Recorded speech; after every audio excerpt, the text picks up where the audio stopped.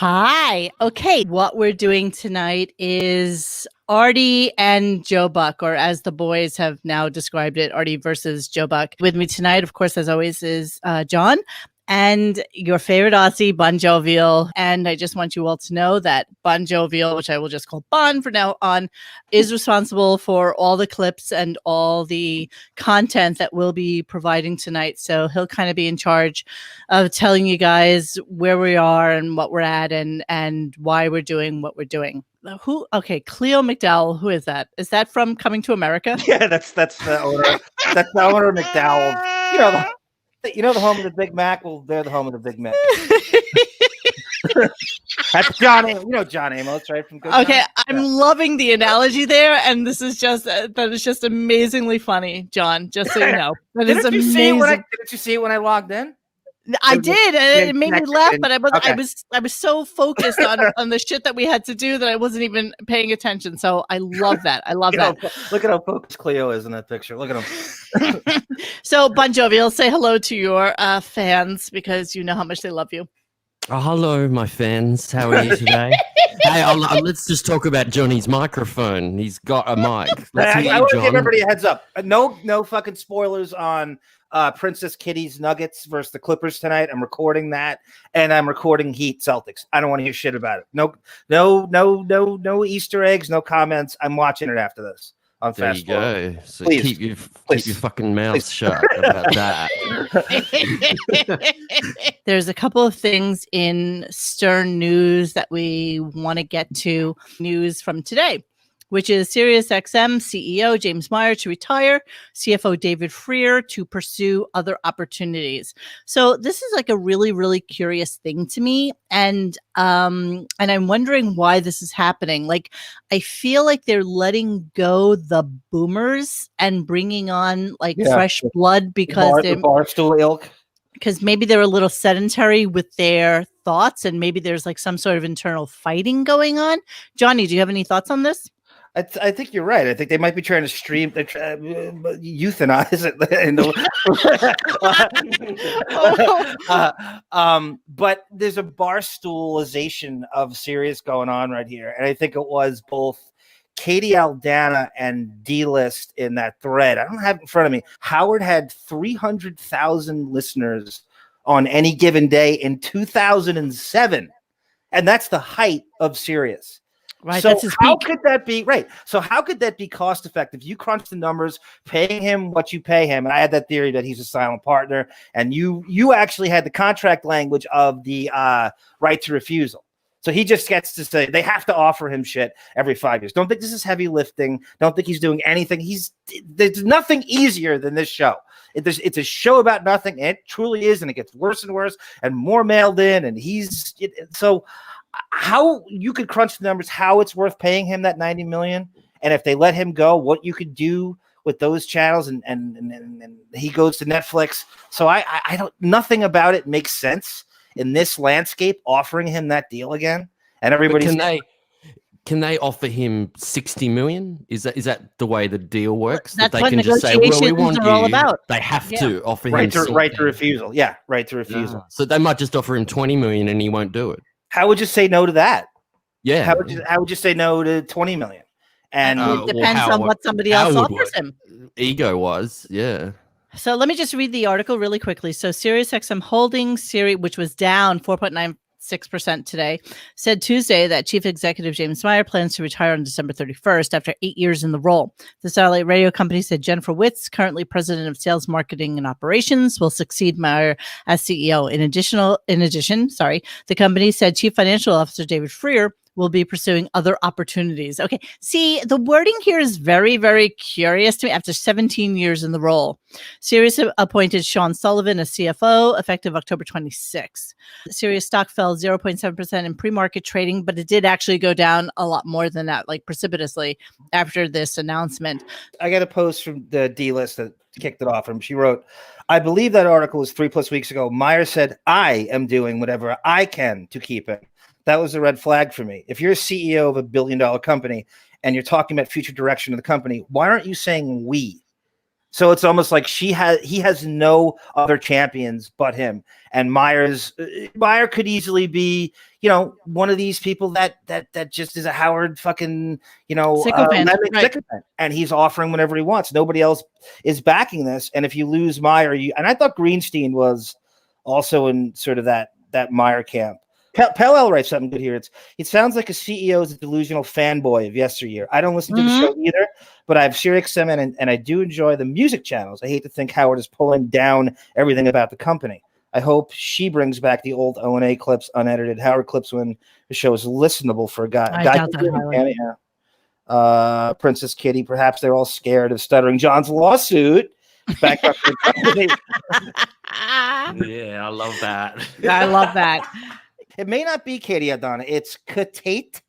So she's on her side. She writes, during one of the only arbitrating ratings they released of Wigs on Sirius back in 2007, the show was still great. Wigs had a combined weekly listenership of 1.2 million. That is only 300,000 daily listeners. He got to be under 50,000 daily listeners now, if not under 10K. If every actual listener he has leaves with him, how can that really damage Sirius?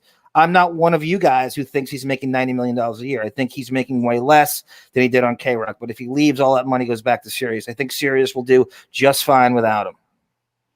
I don't think he's making less than he made on K-Rock, or else he would have never left. And number two, I don't think that he could have afforded a $52 million home cash if he wasn't making that much money. I mean, let's be honest. It's, that's a lot of fucking money. That just how much he spent for that house is probably cumulatively how much the entirety of our 3,600 people on our forum, have made in a lifetime. So for sure. Yeah. Another thing we wanted to talk about and get to really quickly. And again, I'm not necessarily sure about the James Meyer thing being being indicative of him not resigning. But, because of what people have been saying on Reddit and some of the skinny about him signing already somewhere else, it does make you wonder. Plus, everybody moving. I know we discussed Shuley. I wish you were here for that one, Bon, last week, about him moving to Alabama. I know, we've had some talk about JD and his wife have also moved out of the city, but I'm not necessarily sure if it's one of those kind of COVID moves where you're like, well, fuck it. I'm still making as much money as I was making living in the city. Why not move somewhere where it's cheaper since I'm not going to make less money? So who knows? You're probably saving yourself 4 hours of some kind of strange commute time a day. What on earth do they need to be in that place to do what they do and what that show is? Why do you need to be there exactly? What do you contribute? Well, I would take it in a second to not be around and not. But you think with Howard not there, I would think it's more fun. But I don't understand the Sirius protocol and who they let in and how they're allowed to be there. I left this one up here. Re9 Xbox. Time to get Senator Sabian's thoughts on Meyer's exit. Yeah, absolutely. I agree with you. But I just want to do a shout out and a happy birthday to Tim. Today's his birthday. And thank you for everything you've ever done for me. How old Sabian, you think? He's 65? What do you think? For sure, I'd say, yeah. Yeah, is he pushing stuff? Wow. Oh, that's a good question. You know what? I'm not really. I could never gauge. He's so avuncular. And big time word there. You should have seen Monique. Monique threw out a fucking ballywick today in one of the threads.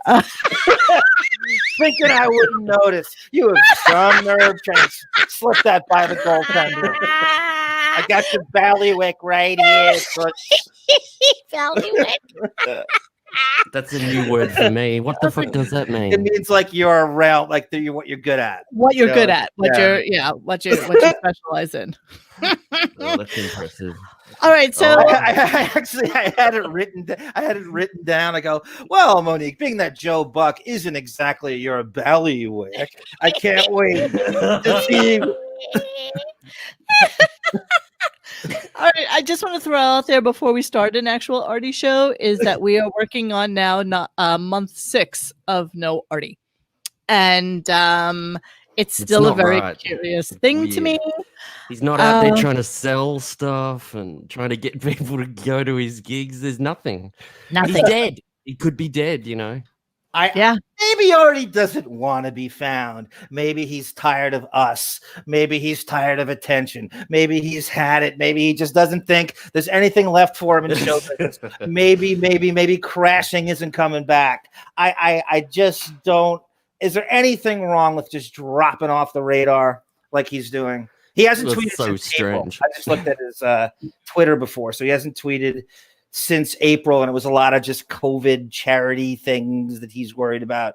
But I just don't see anything wrong with dropping out. No, I listen, coming from you, John, of course, you know, you have that personality disorder where you can happily and easily drop out from society on any given month, you know, for an extended period of time. So I kind of get that. But you, conversely, to Artie, don't live your life looking for affirmation from the internet. This is where I was at. I wish I could get an interview with you at 101. This is I like just do like a psychoanalysis. I want to run from you in Central Park like your psychologist. You know how you said you get exhausted? Therapist, you asshole. Yeah. No drugs involved. You know, yeah, I think there's an exhaustion with doing what he does and having to be on all the time. Remember when you say you go to parties and you're in a situation, you feel like one of the biggest dilemmas you have in your brain is you feel you have to be on all the time. Yes, and it's exhausting. And you will go take a nap and disappear. And people don't realize. I saw this brilliant definition for depression. I love to credit the person who wrote it, but it was a psychology author, and they said, depression is your brain is at war with itself all the time. And I thought, boy, that not the, so you're constantly fighting with these thoughts about being entertaining, but I don't really want it. I don't want to live up to it. And I have to be around these people and I have to be on and on and on. And I think a guy like him just forget the drugs. I think he just crashes about being that guy and being on all the time. He just wants to let it decompress and then come back. I agree. You know, I think your brain is at war with itself. It can only take so much. Yeah, I agree. I just don't know where he is. You know, there's no sighting of him. There's no visuals. Yeah, I agree, Princess Kitty. I think he is living with his mom. And I think that do we know anything about him in Florida in the past? Like, what is the Florida thing? Have you ever, any of you Artie nerds, has he mentioned No, Florida I don't know before? where that came from. Yeah. I don't know where they're doing. I don't know how, but you know. I'm going to tell you. Oh, I like the Kryptonian Sith Lord writes, physical war with spiritual. You need deep rest. That's pretty good. Physical at war with spiritual. That's really well said. So I had gotten a PM, as I think I told you guys last time I was on. There was a girl who wrote to me who was friends with Stacy. She said, this sounds good. This is deep. Yeah, I'm going to give it to you. I waited a couple of weeks on this, so let me give it to you. Maybe he's back at the docks. Okay. By the way, I live in Hoboken. A friend of mine lives close to Artie's building. She's friends with some people in his family. Artie's mom moved in with him at least a year ago. Neither one have been seen since March. My friend heard, exactly. My friend heard that they went to Florida when the pandemic started. He hasn't been heard from. She was going to text somebody in his family to find out what was going on. And then I wrote about how Jim Florentine said that, you know, he was in Hoboken and he was okay. If you were in Hoboken, wouldn't there be more sightings and rumors? Okay, so she said, don't think Jim Florentine was right because Artie's mom does not have her own house anymore. Right. A friend of mine believes that it's for sale because they needed more room. He must be having money problems because I think it was too expensive for him. That's all I have from any kind of knowledge in terms of Artie. So yeah, I feel like Bob Levy would know something on this, but I haven't reached out to him. But I don't. Reach out. Go on. Well, Monique, we had the guy. Sure. We had the guy in our thread when I called that Jersey radio show, and Artie's handler came in. I mean, he's certainly an insider, and he's still on there. I don't know if I could go back and look in the files of what that thread and post was, but remember that guy who was kind of one of Artie's people? Yeah, I agree. But you know what? I think he had to let go of all the people. I think one of the But he would know where he is. issues. No, I think one of the biggest issues with his people is that they were still enablers, and so he needed to remove himself from all people. I think Katie Aldana said something before, which is kind of crazy. Think about it. Black Panther dies, but Black Tar Heroin lives. Isn't that crazy? And so does Hypoteric. I mean, come on. What are we talking about here? Artie will live forever, though. Only the good die young. I mean, my brother-in-law, who is a doctor, used to call them Gomers, right? So, which is short for get out of my emergency room. So there would always be like these drug addicts and homeless people that, would be hit by a fucking car, would be shitting between two cars and get crushed between the two. And they always got up and got out of the emergency room. Like they never, they just survived. They're like fucking zombie people. They just survive. And you're right, Two Master. Greatest white drug addict. You're absolutely, absolutely, absolutely right. He's doing well. Yeah. Keith Richards. Oh yeah, I'd go with Keith. Yeah. For sure. Yeah. I mean, Keith's still taking ecstasy every now and then. That's unbelievable. It's crazy. It's crazy. You know what? Good on him. Listen, if I got to that age and I said, hey, everybody around me, because, God knows I have no children. So I'll be in like some fucking nursing home with like Jose diddling me at night while he steals my fucking jewelry. But if I wanted to do heroin, I'd be like, like Jackie did at McCoy's. Yeah. That really creeped me out, man. I'm pretty hyper vigilant when I was staring at him and I'm like, do I have to put him in a full Nelson here? What he was a dirty old man. He was snapping on you under that table. I was really uncomfortable. Listen, now I know what you're talking about. Yeah, it is. Many people who like to, for some bizarre reason, shove in my face that stupid video I did with Jackie when he was at that comedy club. But he was a little bit of a creeper then too. Not gonna lie. It's kind of like Joe Biden. I mean, now I'm getting into your American topical. Did I do all right with that one? Oh my God, please don't. I've been reading. I'm impressed that you, as an Aussie, Joe Buck and Chris Russo, and you're looking at these people you have no knowledge of whatsoever. That's what I'm telling you. It's your ballywick. Howard Stern. I know all these people now. Crazy. If I ask my parents who Chris Russo no is, business telling who Chris Russo is. I know. It's crazy. No, but that's what that's what Howard has done for me. All this useless fucking knowledge. Scary. It is scary. Jackie is so annoying. Who else lives to plug bullshit at the age of 80? Yeah, well, he had more reach arounds on you than Alvin Robertson in I 1988. know. It was I couldn't believe how well you handled it. You were doing a broadcast and you're hitting your notes and you're firing questions and he's groping you like I know. Nancy Sirianni and Oyster Bay. It's crazy. I know. And I just have a quick theory on Artie that I'll say. I think that, like John said a bit earlier, that he may needed in January this year, he may have sort of fallen out and just needed a break. But I think he's got a book deal or something, and he hasn't resurfaced since like March. That's a great point, There's no reason at all. There's no reason to get gigs. What are all the great authors doing? What do all the great authors do? You stow away and write a book, right? That's what he's waiting until everything's back so he can put the book out and then just do the same gig thing he always does. Because putting a book out right now, pointless. Can't get gigs. So he's just waiting and waiting like everyone else. He doesn't have to. There's no point. You see T-list on the Monique, you should have went for Jackie. You could have owned half the jetty. And the thing. Oh fuck, that's funny. Anthony Boza says Two Master. Yeah, Joe Bond. I think that's the greatest theory on Artie I've heard so far. He's just he'll easily get the book deal again. Yeah, I don't know. I don't think he has another book in him right now. I think. I do.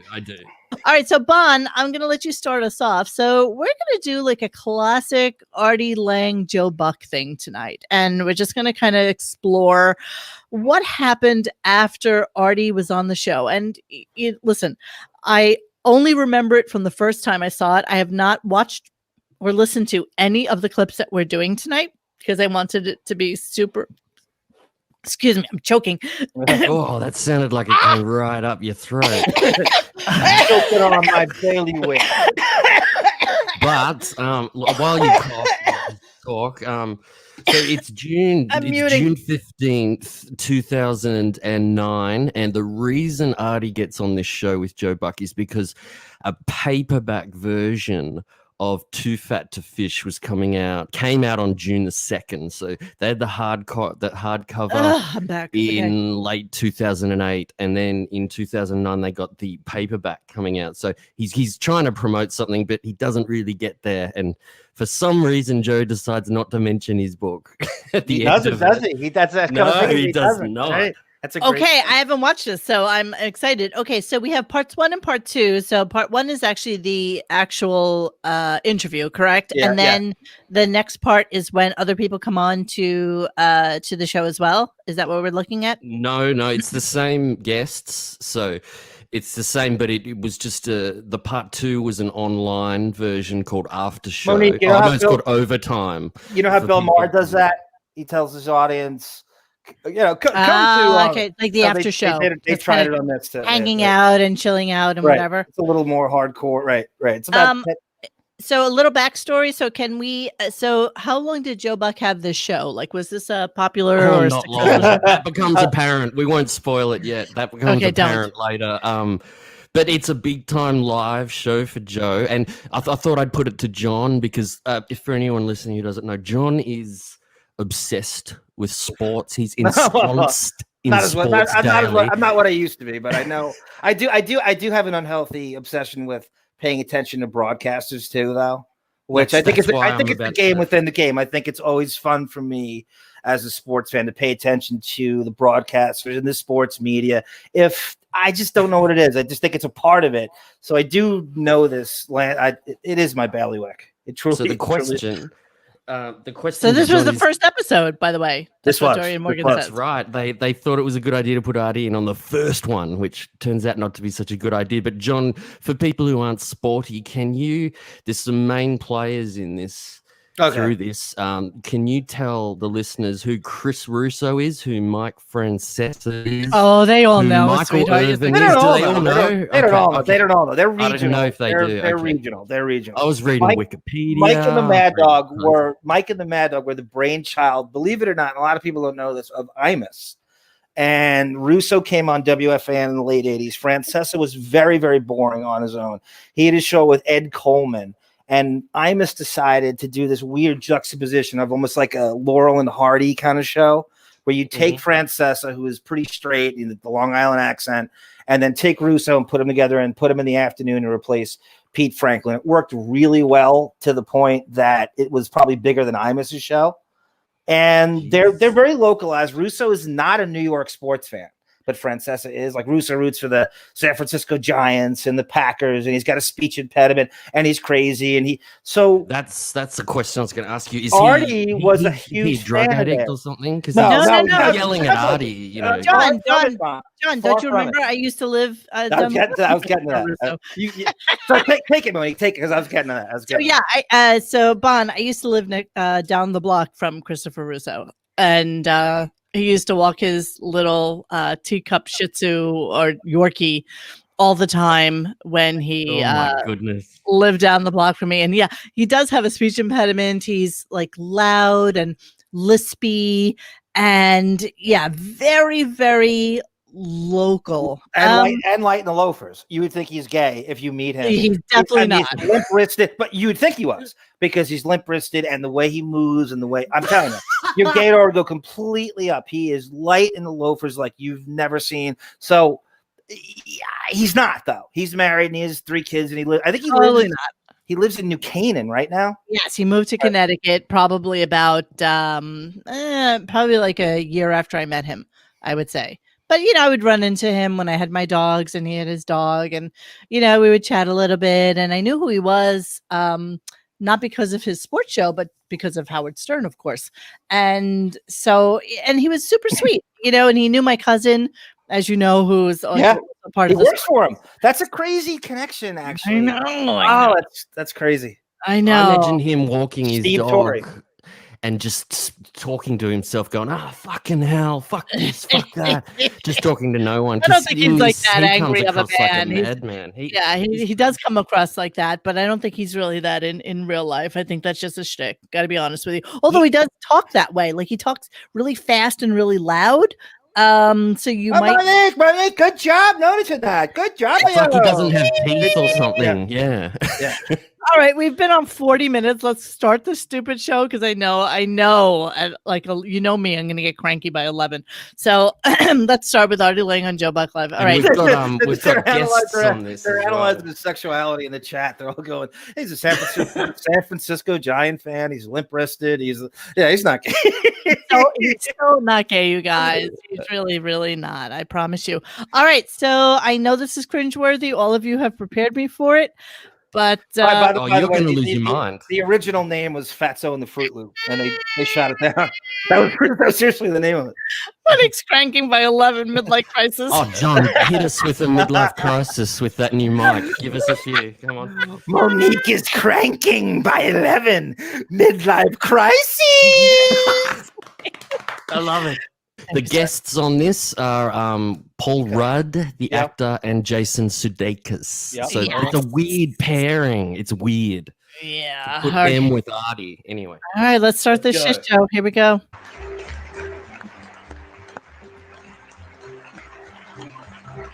Our thanks to David Koechner for playing Morden Anderson. That was not Morden Anderson. And joining us now, three guys who I am just thrilled to have on this set. First, an actor who you may have seen most recently, and I love you, man, Paul Rudd. Comedian Artie Lange of the Howard Stern Show.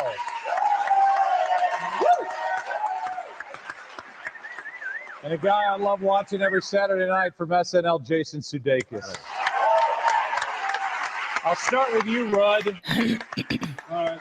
I got on TMZ, my favorite website, and saw one of those ambush camera crews following you through some airport at some point.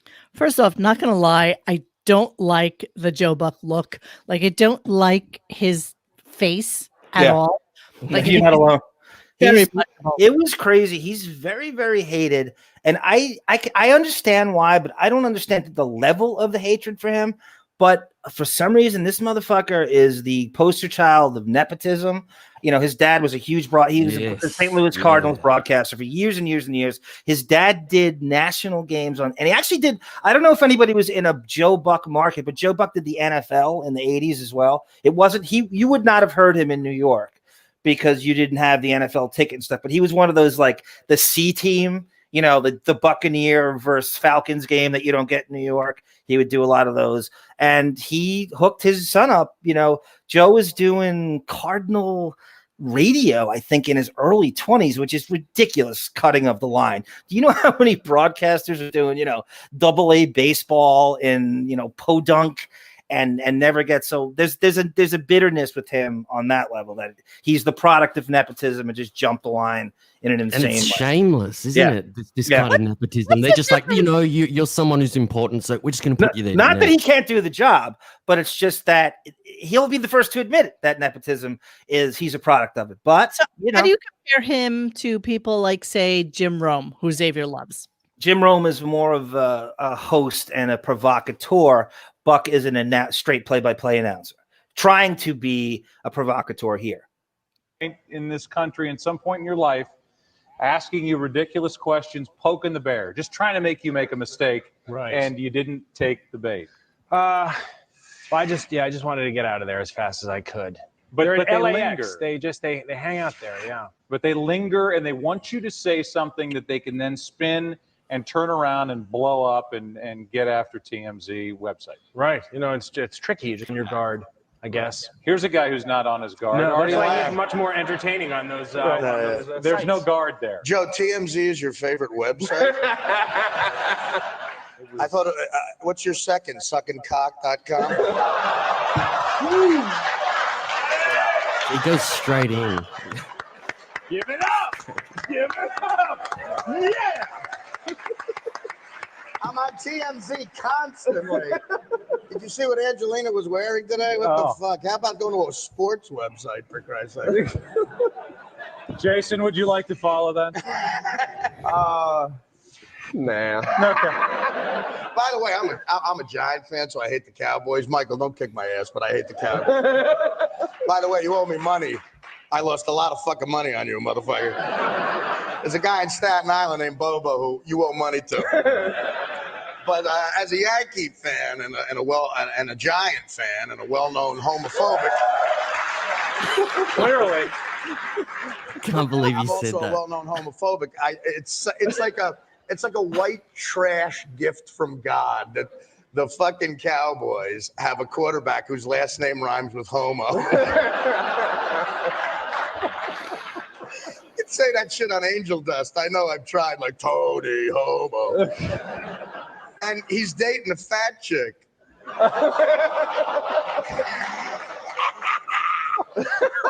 Jessica Simpson started out looking like Jessica Simpson. Now she looks like Chris Farley from those Gap sketches. Fuck him. Fuck the cow. Brutal and high. That's all I can say. It's very polarizing. I mean, it truly is love it or hate it. I mean, there's people who just, I'm looking at one of that thread you posted before. Life Ends.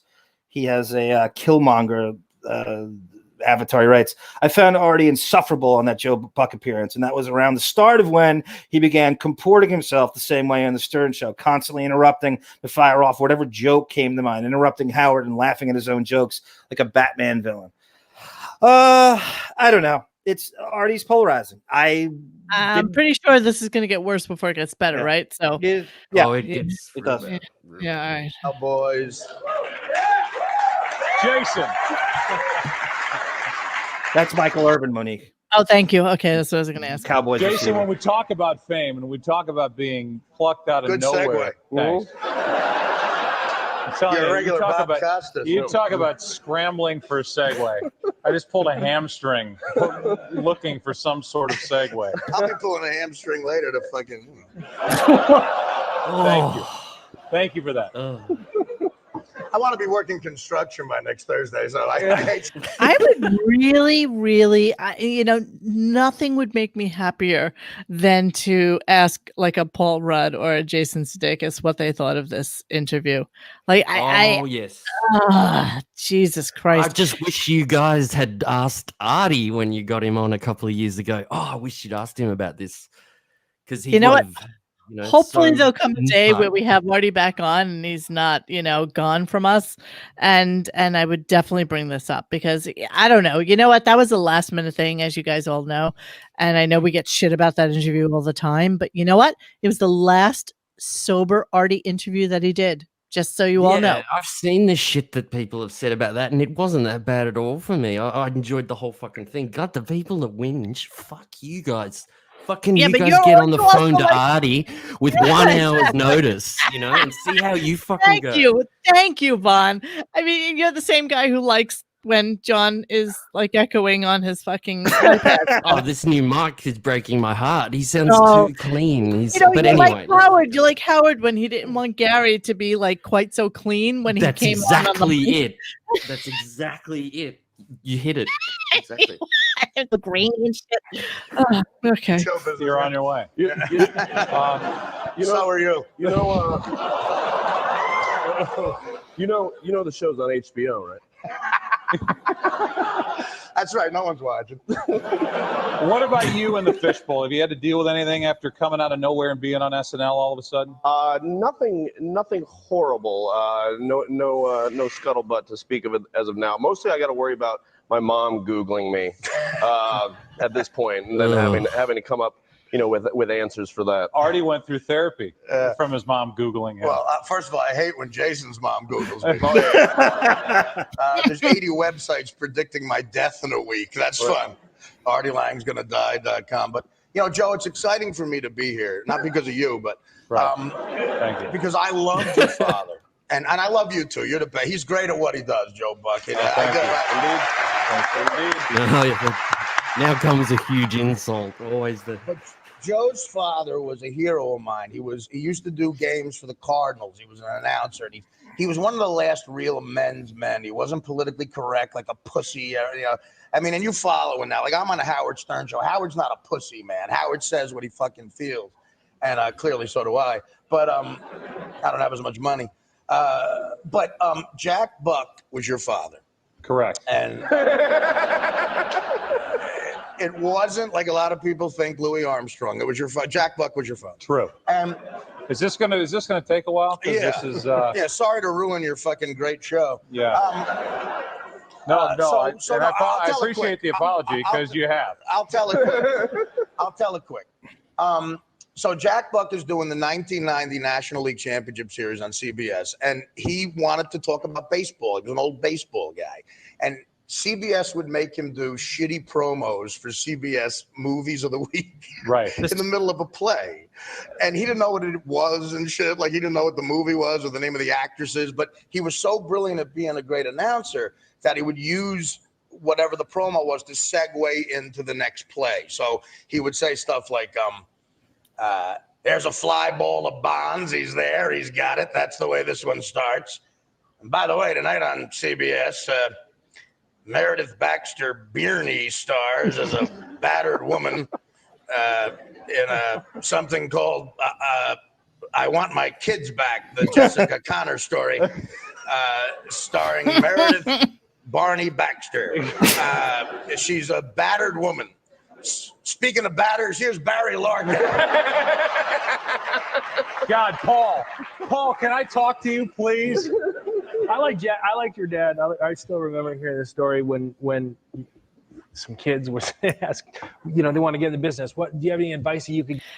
It's gotta suck to have a dad who was more popular than you are, and have people remember who your dad is and pay homage to him as a constant reminder of the only reason you have your job was because your father was so It successful. would be depressing. The funny thing is, though, he passed his dad by. Nobody wants to admit it, but Joe passed his dad by pretty mightily. He does the fucking Super Bowl. Jack Buck didn't do the Super Bowl. There's the World Series. I don't think Jack Buck did the World Series, and when CBS had it for 2 years, so he's kind of, in a way, he passes dad by. But it's still that nepotism. It would be somebody. I think it was Dorian Morgan said it would be like if Vince Scully had a son.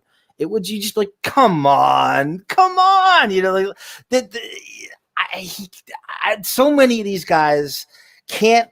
He has to go into it, and I guess he just used what he had. Would I have not taken that if I were him? I probably would. That's what.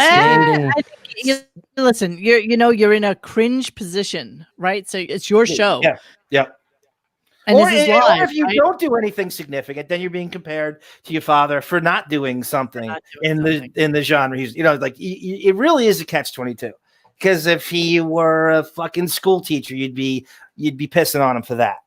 So what is the occupation he's supposed to do? And I'm not saying you can jump the line. I don't know anything. Yeah. Anything. Yeah. It's not like every great quarterback's son is a fucking quarterback. I mean, it's not like every great pitcher's son is a pitcher. It doesn't work that way. Some of them are just drug addicts playing guitar and, going for their PhDs because they don't want to actually face life. I mean, I don't know. There's many other places he could have gone. He didn't have to go into this. He has a podcast right now with Oliver Hudson, who him. He's Kate Hudson's brother, and it's called Daddy Issues, and it's a play on nepotism. How both of them, their entire life, they have to qualify the nepotism angle with Kurt Russell. Wait, who has this podcast? Joe Buck has teamed up with Oliver Hudson. Okay, Oliver Hudson, I've never heard of other than to be the brother of Kate Hudson. He's on that sitcom. He's been in movies and stuff. He's not super famous, but that's clear case of nepotism. He's Kurt Russell and Goldie Hawn's son. They're going to introduce him to casting agents and directors and producers that nobody would have access to. So he's on that, and he's on that show with Joe Buck, and the name of the thing is Daddy Issues, and they're making fun of the nepotism. So they own it. Will Jackson Delabate be on that show? No, that's a great example. Playing beats and dropping in beats. Netflixism. And Jack's advice was start smoking. You know what? I'm going to take that right now. You can't do that, sir. Sir, you cannot do that. I'm not. I'm like Beretta. Okay. I'm going to kill my wife. In jail? Good. Great. I won't light it. Okay. No, do you think I care about you smoking a cigarette after what you just laid Fuck out it, here? let's do it, bro. No, don't. Please. Say what you mean, Joe. All Shit, right, we got I'm an sorry. hour.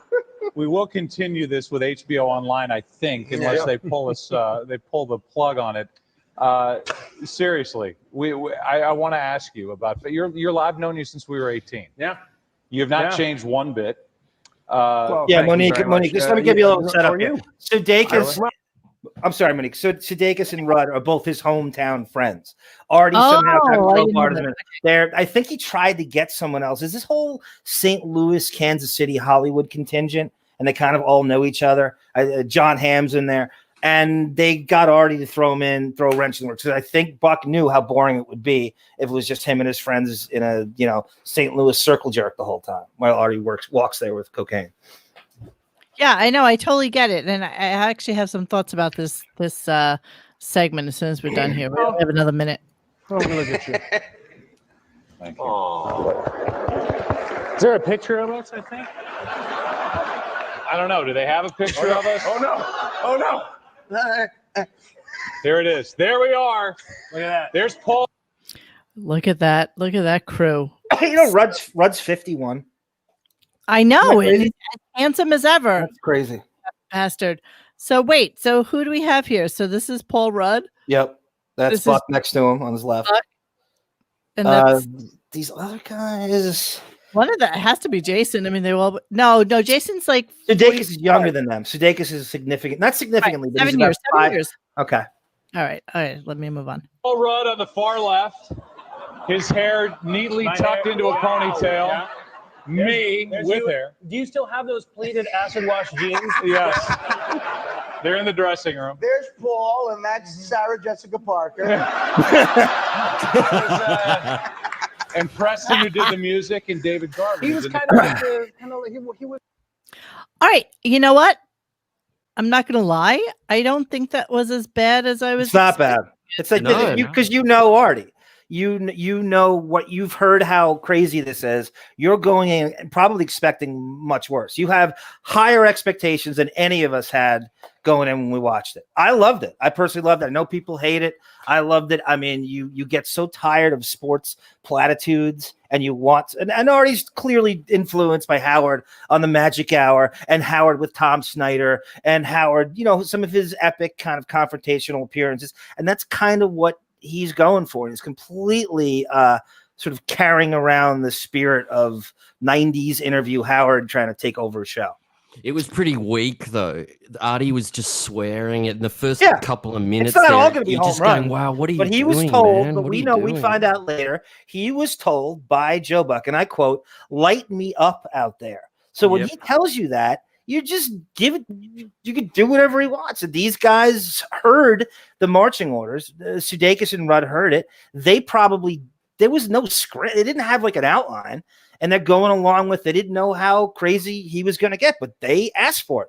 That's what you get when you brought him on there. Well, if he just sat there and told the same, boring Mad TV stories, it would just be like, all we talk about is now. When you talk to Joe Buck, people still bring this up. It's crazy. Like as storied as his career is, he's doing Super Bowls and the World Series and doing all this. People still bring Artie up to him to this 11 years later. Yeah, I mean, you look at his face, Joe, especially his face. He doesn't know how to deal with it. No, he looks shocked. So it's strange because you can say that it was sort of set up, but it's still weird. It's weird because Buck seems lost with it. But well, Buck's I don't trying think to- he was listen, he may have expected Artie, the irreverent comedian, but I do agree that Artie probably came off a little bit more mean-spirited than he probably anticipated. Wait till part 2. Go part 2. It gets so much worse. Yeah, it's worse than part 2. shocking. It's shocking.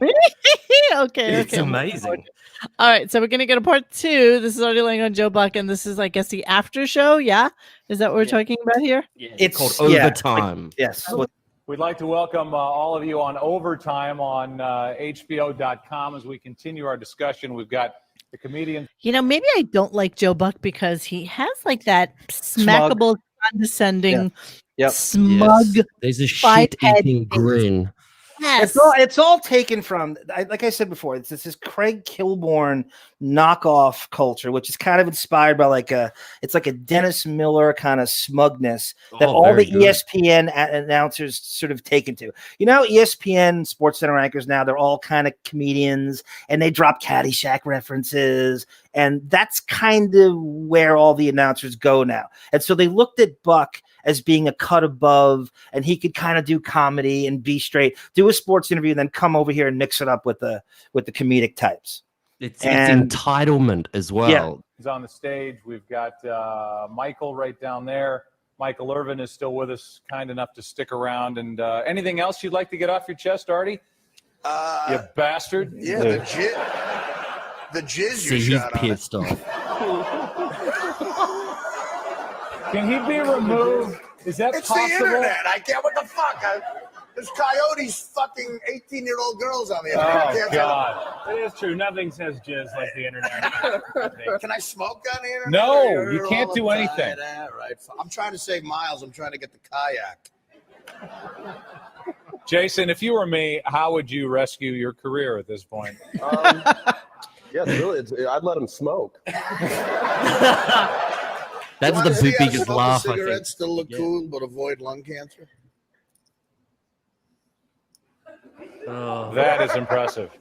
That is impressive. I think it's in chin number 4. You need. Live TV. Watch this come back. Here we go. Buckle in. Number 4, the show you won't get to. Right. Well, you don't know how You're right he is. That's I know. crazy. I know. What, babe? You don't know how right that was. The show had 3 episodes. It's crazy. 6, No, I'm told. No, 3. Oh, really? Yep. That's it? Yep. Oh, what a failure. Apparently, there was a huge gap after this, and they tried to come back again in this is June, right? This is June of 2009. They tried to come back again in the late fall, and he's actually he's on the 18th hole of the Stern show at this point because he's going to leave Stern in a few months anyway. And around that same time, they tried 2 more, and it went nowhere. So I think the site had it listed as he had done 3, and already he didn't even get to 4. Wow. Amazing. Was it what? Well, why was it? Was it because of Artie's performance on here? That's what everybody's I mean, is blaming. that speculation? Okay. It could be the HBO doesn't seem to be very committal to these. I'll give you a more colossal failure or as much. Remember Bill Simmons had a sports show? He came on Howard promoting it. That went 6, that didn't even go past the season. So they don't know. These guys come on. They're sports guys with a comedic lilt to them. They don't quite know what to do. They get in there. It doesn't work so well on TV. They're not planned out. They're Costas kind of wannabes and knockoffs. And HBO won't let them find their voice. You know, they yank it pretty quick now. They don't give them the legs they used to with Bill Maher's show and stuff. They have no. You say they used to, but this is literally 15 years ago. I think that actually we're in a place where they probably would give them, like a commitment to 6 or 10 shows. No, but your question's valid. How do they gauge it? How do they gauge success on a show like this? Is it subscribers? Is it feedback? Is it one executive just hates Joe Buck, or he's just so repulsed by Artie, and Artie stank on this show? That's what I think. That's what I'd say. It's all Artie loves that. Who. Artie loves that. I mean, a guy like Artie who's trying to be provocateur and outlaw, as he says, loves that he could say he's the guy who killed the Joe Buck show on HBO. Yeah, I agree. He has that much sway. You're right. All right, here we go. Believe me. It was right after this segment started that I realized that. You were funny with Favre. Yeah, Brett Favre was on. He's tough to get. Why are you giggling at me? You suck. I'm in the middle. Do something. I'm literally in the middle, and I feel like it's like heat and then cold, and it's combusted. It's be in the midst of You're your own weather system I was right now. telling Paul this It's like a backstage, test, and I don't know why I know this, but when 3 gay guys are having a threesome, the guy in the middle is called the Lucky Pierre. Oh, And I said, well, I just thought of my new email name. Rudd and I's I'm callback running the on camera, it. I guess. or you are, and he's the lucky yeah, Pierre. It's exactly. really, you don't know. Scott Lang next to Artie Lang. All right. Have you eaten at Lucky Pierre's? It's amazing. It's an incredible. I think it's on. By the way, Artie's so high during this, like it's not even funny. Well, that's a huge factor, I think, and he's so adamant that he's sober later What when we year is play this? back. This is 2009. So he's so adamant that he's sober when he's talking to Howard the next day, and you're just going, no one could have. And I mean, we need to get to that because John, you would have. Did you watch this live in 2009? Yes, I did. Excellent. We'll get to that. We'll get to your thoughts. Yeah. If you can remember what you thought back then, it'd be great. I loved it. I love all the. But did you think Artie was? No, I think there were things that just that kind of fell flat. But overall, it was just napalm. And I always thinking he's high. He's not. I didn't think that at all. I thought he. Really?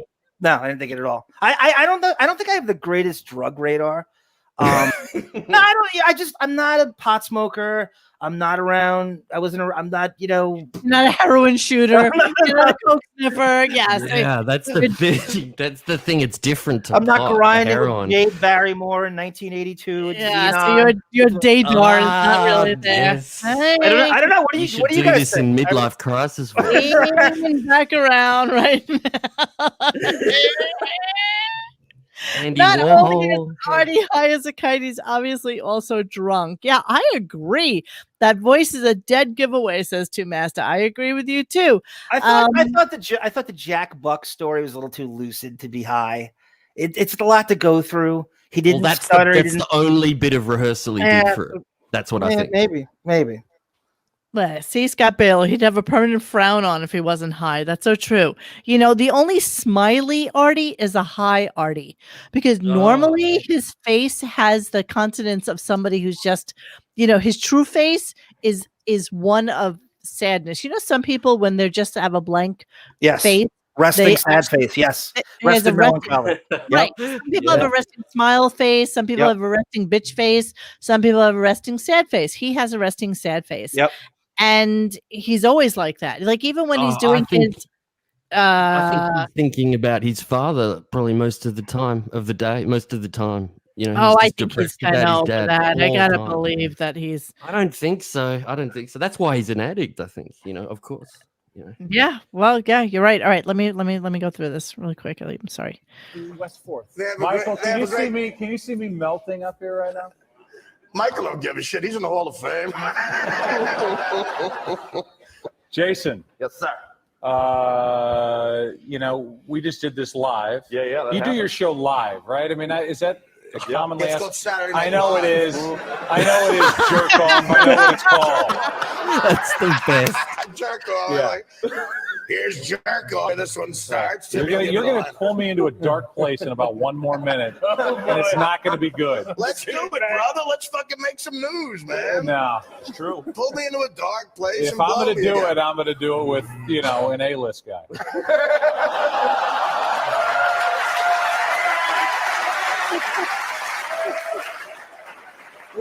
Where are you going to find an A-list guy? You're going to hang out by Letterman? You ain't getting one on here, brother. Woody, are you? Want to do the Joe Buck show? No, I got to change my sock drawer. Are you like getting a pap smear, or what do you got? Put your feet down, for God's sake. Hey, listen, I'm trying to get comfortable. Somebody should look natural on the show. What is going on? It turned into like a roast. Hey, Where's Jeffrey Ross? You know, you got to know secretly that like the guys who are Joe Buck's friends, Jason and Paul, love this. I'm sure you're right. Whoever said it before, that they said later on that this was like the best thing they ever saw in their lives. They said it to Paul him backstage. Rudd says something to Artie after it. They say that to Congratulating him backstage, and Artie says that, you know, and I do believe they probably did enjoy the rush of that. But if you talk to them today, would they have the same? I don't know. It would be fun to talk to them, nobody around, and see what their real opinion was. Maybe it is the same, but who knows? Yeah, like Scott Baio says, they sure aren't jumping in to help. That's true. They're just letting Artie run rampant on Joe. Well, he's rampant. you know, Artie's used to. Go ahead.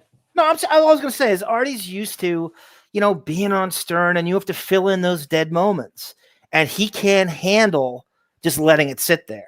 He's been on tons of friggin' talk shows. He knows exactly. He's at a point where he's been told to light me up, and he hears a dead moment, and he's trying to score. They have 7 minutes. They have 8 minutes. The producer told him that. Buck told that. He's listening. He's carrying out their marching orders. You cannot fault him for doing it. And it's HBO, isn't it? It's not TV apparently. So that's what he's doing. He's giving them not TV.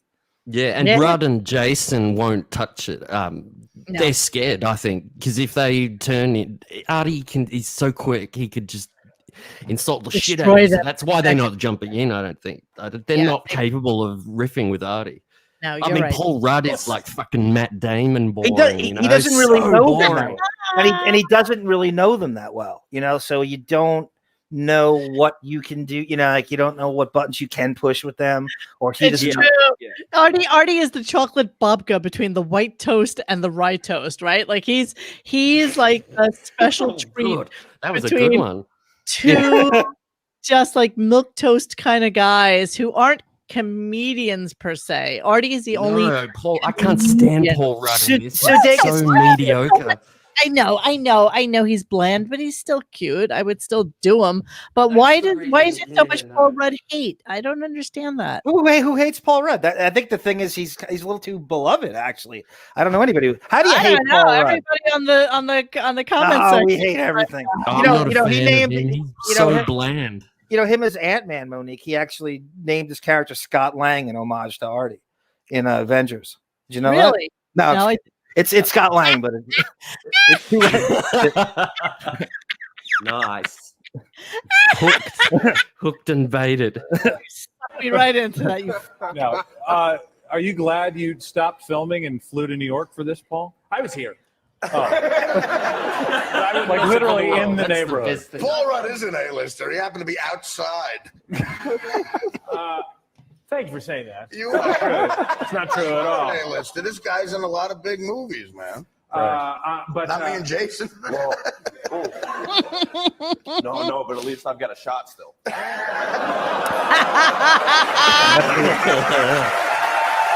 That's the biggest applause, I think, for the whole thing. Yeah. I'll be making $80,000 a week at the theater this weekend, and you'll be making $11 an hour on SNL next fall. You have to get all the way out of Howard's butt to get to the gig, or she come with you. Money, back that up a little bit. Just rewind that. Just back it up a couple seconds. What? Okay, I love just that. Back it up a couple. And just one thing, really. Artie's right. You know, Saturday Night Live, they'd make nothing. Did you ever see some of the salaries? Like, I was reading Jay Moore's book, and he said he made like $80,000 a year as a cast member on the show, and that's like in the 90s. But they don't pay well. It's really weird. I don't know anything about how they work, but yeah, let me see if I can back this up without this stupid exit thing coming on here. Bastard. Oh, I'm gonna sample that. We should do drops on here. We should get some more Howard drops. Oh, we will. You know, it's so funny on the Kirk Minahan minifan show. I heard that. He does drops all the time. We should get someone. Anybody want to do drops? I'll make some and you can play them. No? Okay. Oh, God, no. Please don't make drops. And you can say, there you go, when we go to you. Like, all right. Hold on, let me get to it. I don't know the face. Hold on. The theater this weekend, and you'll be making $11 an hour on SNL next fall. Hold on. That was it. I know, but let me just sorry, because the stupid slide thing gets in the way. Fucker. was a little Dana bit like Carvey. the Kristen Davis one. All right, I love you. It's time now. Okay, I got nothing. I'm sorry. This is fucking up. Let me just exit it and All right. I'll show it as a smaller, a smaller thing. It was Just a little give bit me like a the second. Kristen Davis. Let me go. 4 minutes and something. Shot still. All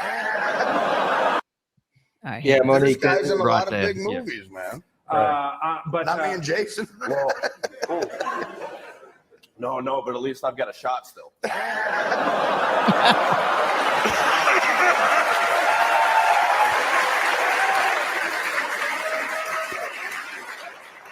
I'll be making $80,000 a week at the theater this weekend, and you'll be making $11 an hour on SNL next fall. You have to get all the way out of Howard's butt to go do the gig, or does he come with you? Let me tell you something. You should go up Howard's butt. It's a good career move, bro. Kisses. And there's more room than in Lorne Michaels. I recognize the name, but I don't know the face.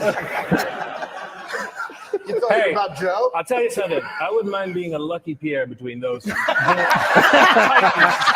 a great callback. That's a great callback. hey, here's some This is inane great, conversation. man. This is awesome. I'm Really? so glad you were the last segment so we can continue.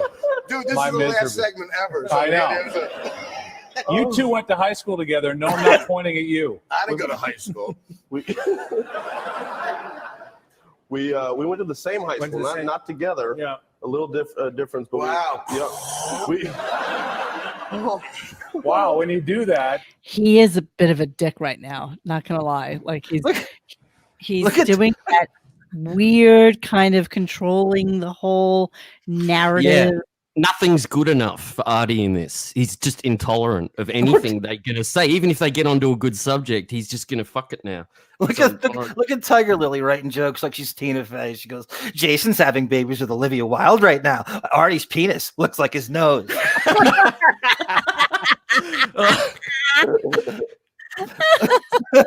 Now she's gonna write a shitload of them. Let me just finish Keep this reading them, John.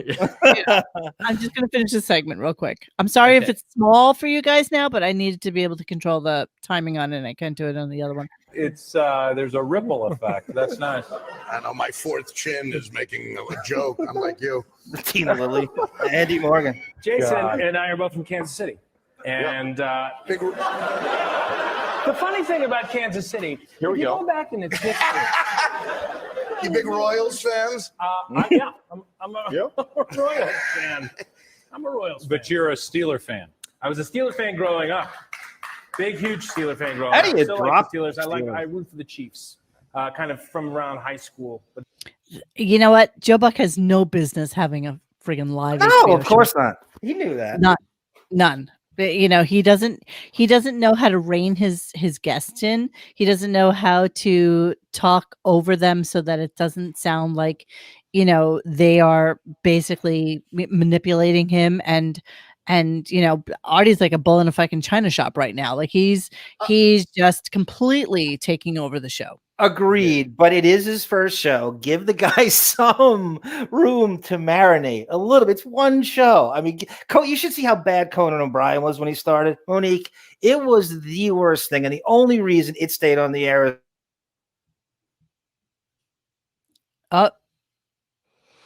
That's Did we John lose him? gone. Yeah. I thought I was getting excited that he was going right up to something really good, and now he's gone.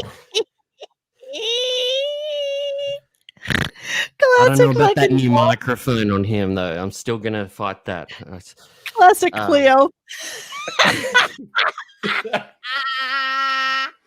He's still there in the chat. And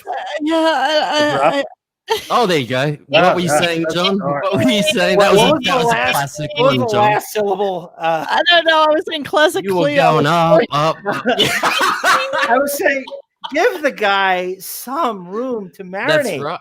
Yeah. I mean, I don't Conan know. O'Brien was hideous his first 4 or 5. He's lucky he stayed on the air. He had the But this spillover is- ratings from Seinfeld. The problem with this, Star. John, is that it's swearing and viciousness. Like Conan had guests who would just kiss his ass, and if Conan wasn't a good host, it wasn't like they were gonna. The next line out of their mouth was just gonna be like, "Oh fuck this shit! This show ain't gonna get to another episode." This is why it may have had to have gone after this, because Artie just cuts his balls off the whole show in a way. It's just humiliates the whole show. Like Joe isn't seen as like a cool guy anymore after this. He's seen as like, he looks like a bloody doctor or something, or a dentist. I agreed. You have a point, but it also could be that it's Buck's decision. He pulled rank. He probably was executive producer on this. He probably he brought in all these guys. So he brought Artie in, and they can blame him for bringing Artie in. You know what I mean? Like he probably usurped HBO executives. He might have gone to Howard and never even got an answer from Buchwald to try to have Howard on, maybe as a solo. Buck's a huge Howard fan, and he had tried to get on the show for years before this. So when you don't get Howard at that time, you kind of went to Artie after that. Second best, yeah. I agree. I'm with you. Yeah, I just want to throw out to you guys really quickly that there were 2 episodes, according to Wikipedia. 3 episodes total. Right. The first show and the first guests to appear on the show were Brett Favre, Michael Irvin, Chad Ochocinco, David Wright, Paul Rudd, Artie Lange, and Jason Sudeikis. The episode drew attention for Lange's outrageous behavior and Buck's seeming inability to stop it. Lange made remarks about Buck and Dallas Cowboys quarterback Tony Romo, and called Romo's then girlfriend Jessica Simpson a fat chick and compared her to Chris Farley. Lange continued to insult Buck after being asked to take his feet off the table, responding that somebody should look natural on the show. Buck came back when Lange had a cigarette in his chin with no hands by saying, "I think it's chin number 4. Lange then retorted by saying, "Number 4, the show you won't get to." Lange went on to tell a flustered host, "You're out of your league, Buck. Stick to play-by-play." Buck responded, "I know, believe me. It was right after this segment started that I realized that." Coincidentally, Buck did not make it to show number 4. It was canceled after 3 episodes. So pretty good. HBO Sports President Russ Greenberg said that Lange bordered on bad taste. We're getting to all of that. Okay, I'm looking forward to that. All right, so I'm going to stop there and let me finish this clip. During like those 70s, the 70s era Steelers, all about the Steelers. You a Kansas City guy through and through? Yeah, but I mostly followed Kansas basketball. KU basketball. Did you go to KU? I went to the basketball camp in 6th grade. Oh. Did you meet Danny Manning? Was he there? Larry Brown. Danny Manning was not there. He was probably on his way to get drafted by the Clippers at that point, or probably something with his knee maybe. But I met Larry Brown.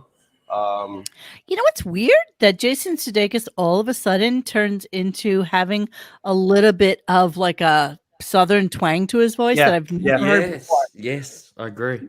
Monique, who's Trump's lawyer? Do you know Trump? Cohen? No. The guy he defends him on CNN all the time. He'll like. Napolitano? Yes, he sounds exactly like him. I don't know. If you match it, he's right. But the Southern twang comes out, every once in a while, and it's interesting to see like how much he can cover it up, and then you hear like little syllables he hits. It we all really have came out big there. Like I was even Lady Man, KU basketball. Basketball. He shook my hand very quickly, then moved on to shake some other kid's hand for more money. Thank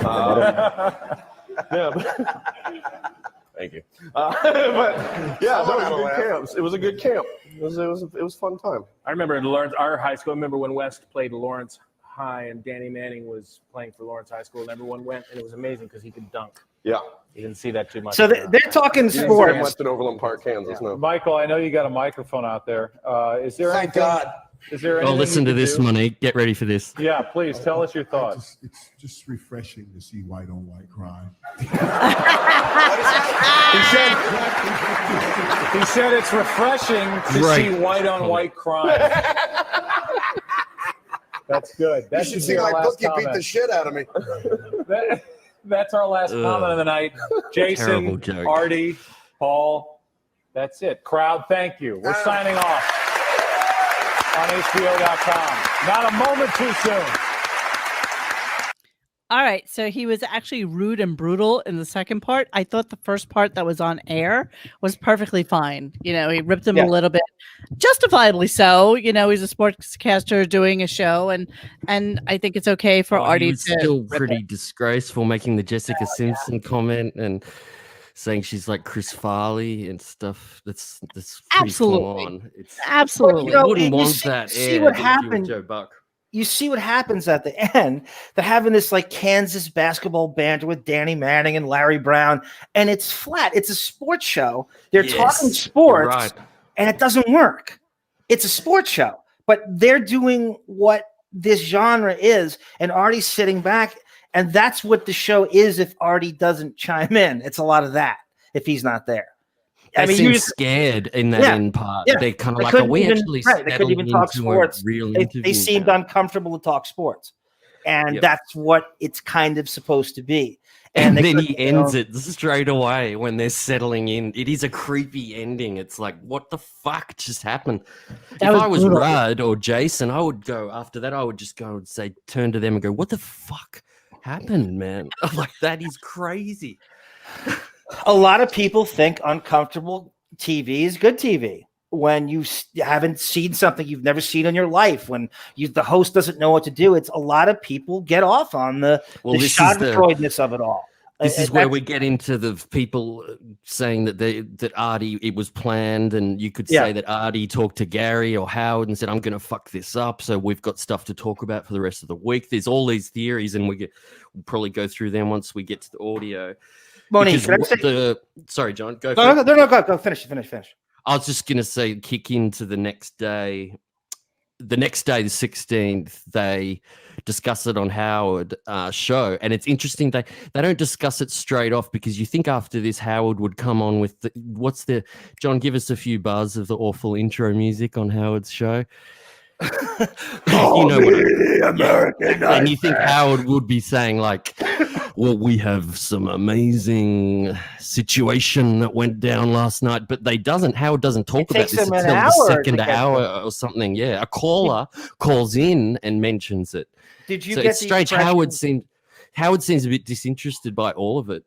Did you get the impression that Howard was jealous of Artie being a newsmaker? Very good. I would say he hadn't done that in a very long time. He had not had a talk show appearance that provocative, that talked about in a very long time. He doesn't like it when Artie's in a movie or on a talk show. Yep. Doesn't like it. He's already. I agree. Just like, can we discuss really quickly the "See You Next Tuesday" that Robin Quivers was this week when Richard Christie was playing the drums, and she just ripped him a new asshole about, his drum playing. Thank God nobody considered you to be the best drum player. God, that sounds awful. Maybe you should consider getting a new. Like, she just ripped him a new asshole. I hate her. She always hated him. And we remember years and years ago, she said to Richard said he didn't want to. Richard was talking to her in the late 2010 or something, and said something about doesn't want to die, and she said, "Oh, who would care if you died?" Yeah, who would care? Who would care? That's she's a real twat to him. Yeah, that was and he's drumming. I've played guitar in bands. I think I've said this on another podcast. Richard Christie is probably in the top 100 or 200 drummers in the world. His drumming is fucking amazing.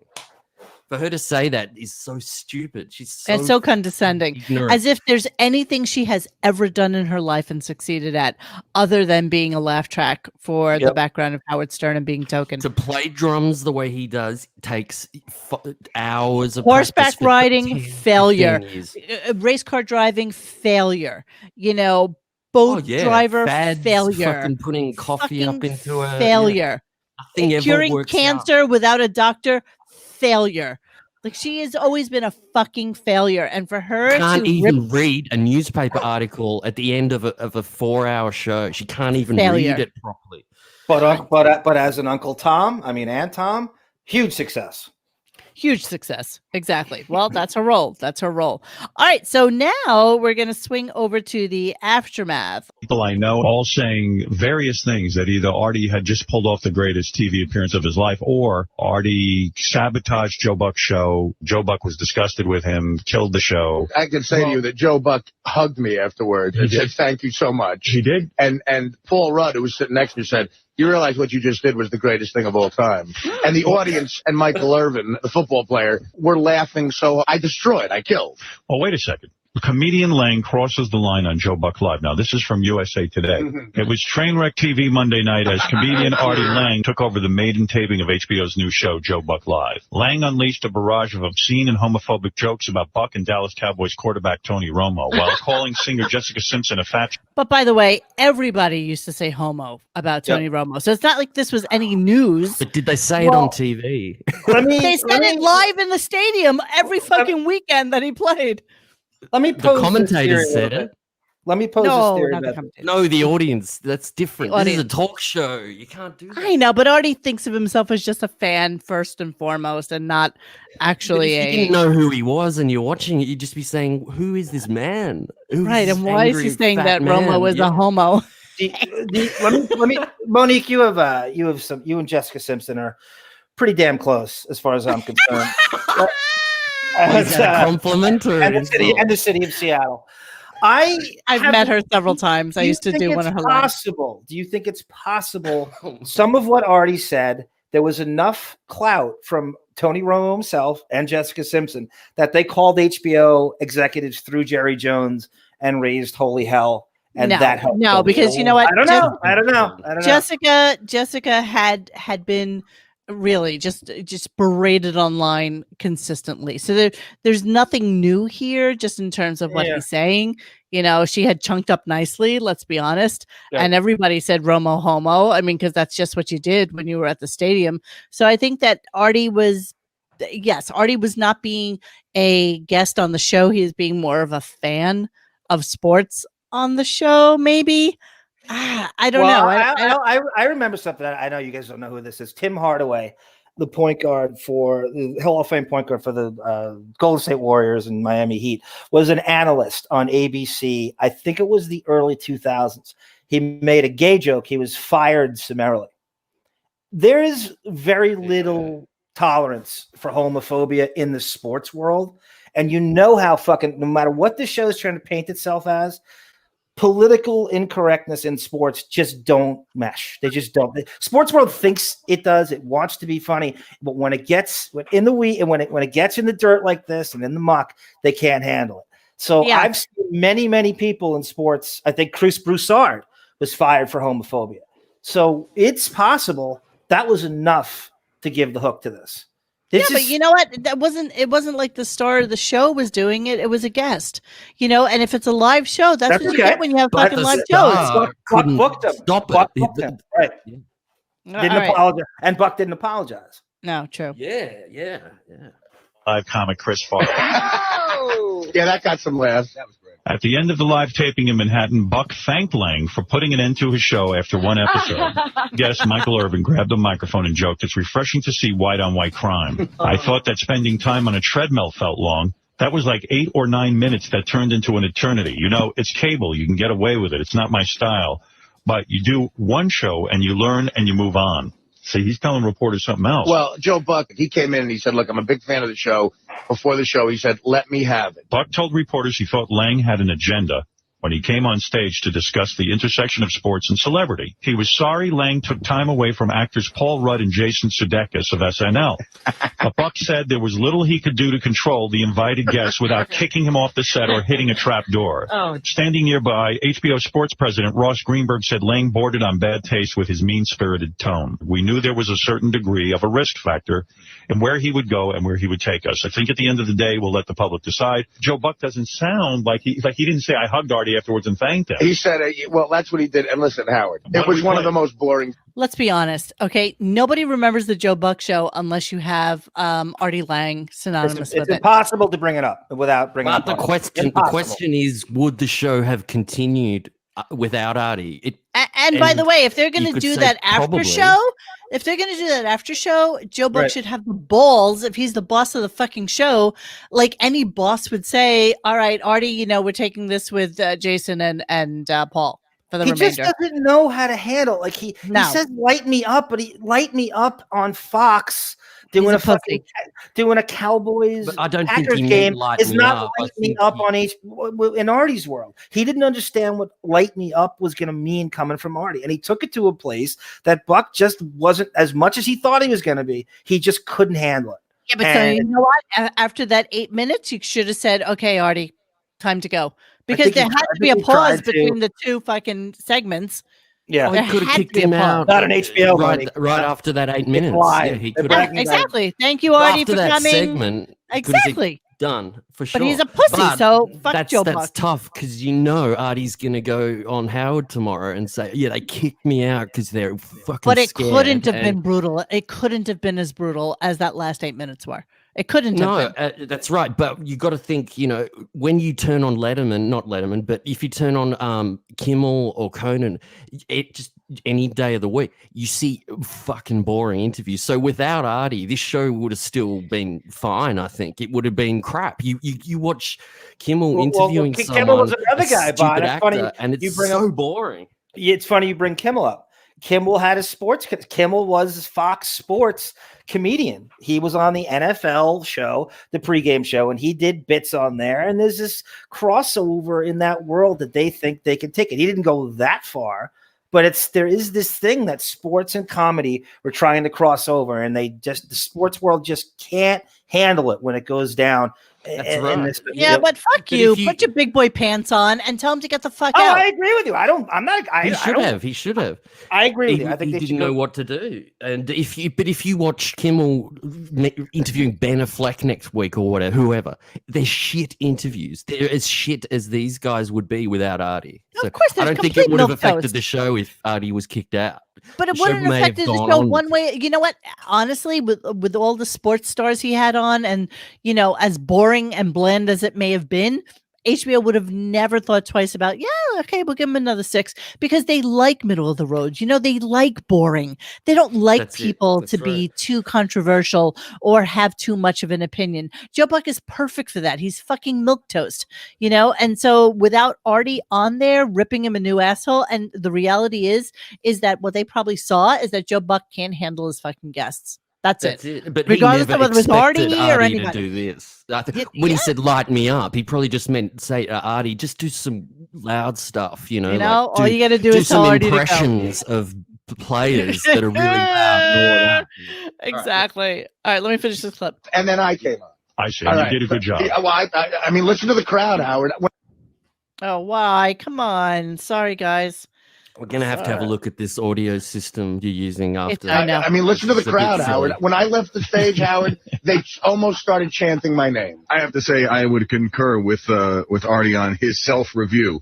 It was 40 minutes of boredom, and the 10 minutes that Artie came on, it just set the place on fire. I think it woke some people up. Why they had Joe Buck hosting that show, I'll never know. But why won't Joe Buck say to USA Today, Artie helped my show? Well, because first of all, I think Joe fancies himself a comedian. I'm sure he's pissed off, and I'm sorry. Right. But, I mean, listen, it is live TV. They don't mention that. I did an impression of Joe's father that killed. And it was a very, very respectful thing. And I said, Joe's great at what he does, and I loved his father. Jason Sudeikis said, I can't follow this. They were sitting there. They were starting to talk about Jason and Paul going to high school together, and I pretended to fall asleep because everyone else was. Howard, without Artie, I think no one would be talking about the Joe Buck show this morning. Exactly. Zero response. Oh. And I miss Fred like that, where he just, in that last 30 seconds ago, he said a bunch of shitty interviews. I miss that side of Fred where he'd be angry and have an actual personality, because now he's fucking useless. Of course, now he's absolutely useless. This is great for nostalgia. The way Howard used to be, the way Fred used to be. Let Fred host the show. All you hear is "There you go, there you go, there you go." That'll be his rolling cigarettes. Sorry, I dropped that there. Sorry about that. I was in the middle of a Lucky Pierre. And connection went nice callback. Nobody knew we were in the middle of a clip. It was okay. Oh, okay. No worries. All right. So what's our next clip here? Ralph shares. There it is. And, forever the contrarian. This just pisses Artie off. I love it. Yes, sir. Already calls him on it, too. By the way, there was a great clip that somebody put on our site yesterday, which was Ralph on the David Letterman show in the audience when he was like 19 or 20. I saw the thread and I didn't look. I've got to see it. Oh, with is his just a Farrah camera on him Fawcett for 5 hair seconds? and his bad teeth. And how do you find that? Who found that? I don't know. I almost feel like this guy joined. And they go, "Is that Ralph? Is that a?" It was like 2 hours worth of whatever that guy's name was, Andy Millman or whatever, doing like Ask the Millman, and it was a horrible bit. Actually, yeah, Larry Bud Mellman, and it was a horrible bit. But Ralph happened to be sitting in the audience with one of his friends who definitely, his dealer. and it was just very weird. And they asked him what he did for a living. He said he worked in an office, and they're like, "Well, what do you do in the office?" And he's like, "Office stuff." And it was the year right before he met Howard, I think. Oh, I've got to watch this. Oh my God, it's if we get to it at the end, I don't know how we're gonna get through 13 fucking clips, but if we get to the end of this, seconds long. But it was Fred critiquing Joe Buck though. What happens when Howard has to throw it to Robin and Fred? That banter that's so talk show worthy. Sometimes with Fred, like you just don't. He's kind of right, but I just can't hear about carrying a show from the likes of Fred. On any level. There you go. All right, let's play a little bit. At least it's better than Robin talking. That's all I say. Anything's better. Yeah. All right, here we go. Ralph, you saw this? I saw this. How was it? Artie, I don't know. I just thought it was bad. I don't know. Why did you think it was bad? I just thought it was just kind of boorish, like crude and like I don't know. It's HBO, Ralph. They said, go nuts. It's HBO. Ross Greenberg came up to me before. He said, "Art, it's HBO." Yeah. Okay, you know what? I'm going to throw someone on the bus now too. Okay, you ready? Go ahead. Ross Greenberg said, "If Paul and Jason get boring, you go nuts." Sure That's what he said to me. He goes, "It's HBO. You do whatever the fuck you want." But that's them winding you up, and and they wound me up, Ralph. Yeah. It didn't seem like you. It just seemed like you were just loud and obnoxious. Yeah, well, this seems like you being an obnoxious wrong prick. You listen to the laughs. See if there's collective groans. You know what? Joe Buck is boring. The show. You did him a favor. He thinks he's funny, but I don't know. It's just like Artie. I just thought it was just. And maybe it's great because people are talking about it. I don't know. Maybe maybe you're wrong, Ralph. The audience is going hysterical. It's like they're at a Richard Pryor. My friend was in the audience. He was like, it was like that uncomfortable. Well, your friend's a jerk off like you, Ralph. I got a question for Ralph. Aren't you the same guy that loves Celebrity Apprentice because everybody makes everybody feel uncomfortable? So I don't quite understand where you draw your line. Yeah, I was trying to be interesting. Fucking Fred. It's great though. I miss this from him. Fred never puts his 2 cents in anymore. All he takes up for Artie. They have some strange relationship where every time Fred's name comes up, Artie is, "Oh, Freddie's a genius over there." Oh my God. This was really good. Not genius, but really good. No, his analysis Howard is actually doesn't even need to talk. It's the best verbal thing Fred's ever done on the show. It's the best commentary, and both happen. And funny. When people say that was incredibly bad, as a comic, I like that. I want to be interesting. Okay, well, Howard, if you watch it, watch the whole thing. Just don't watch like 20 seconds. All right, I will play the whole thing. I think he has to watch the whole thing in context. And Ross Greenberg, you motherfucker, you came up to me and you said, "If Paul and Jason get boring, you go nuts." That's what I did. So go fuck yourself. I don't care how important you are in this business. I really don't give a shit. I listen to one person, and that's the great Howard Stern, not you, asswipe. Yeah. So then they play back the whole thing. So it's 30 minutes. 15, 20 minutes. Yeah. And then after this goes straight into discussions after Howard's seen it. So he puts on his stupid hat of adjudicator, a judge of adjudicator. And I put a bit of it in because it's just classic Howard. You guys looking at the chat though. It's so polarizing.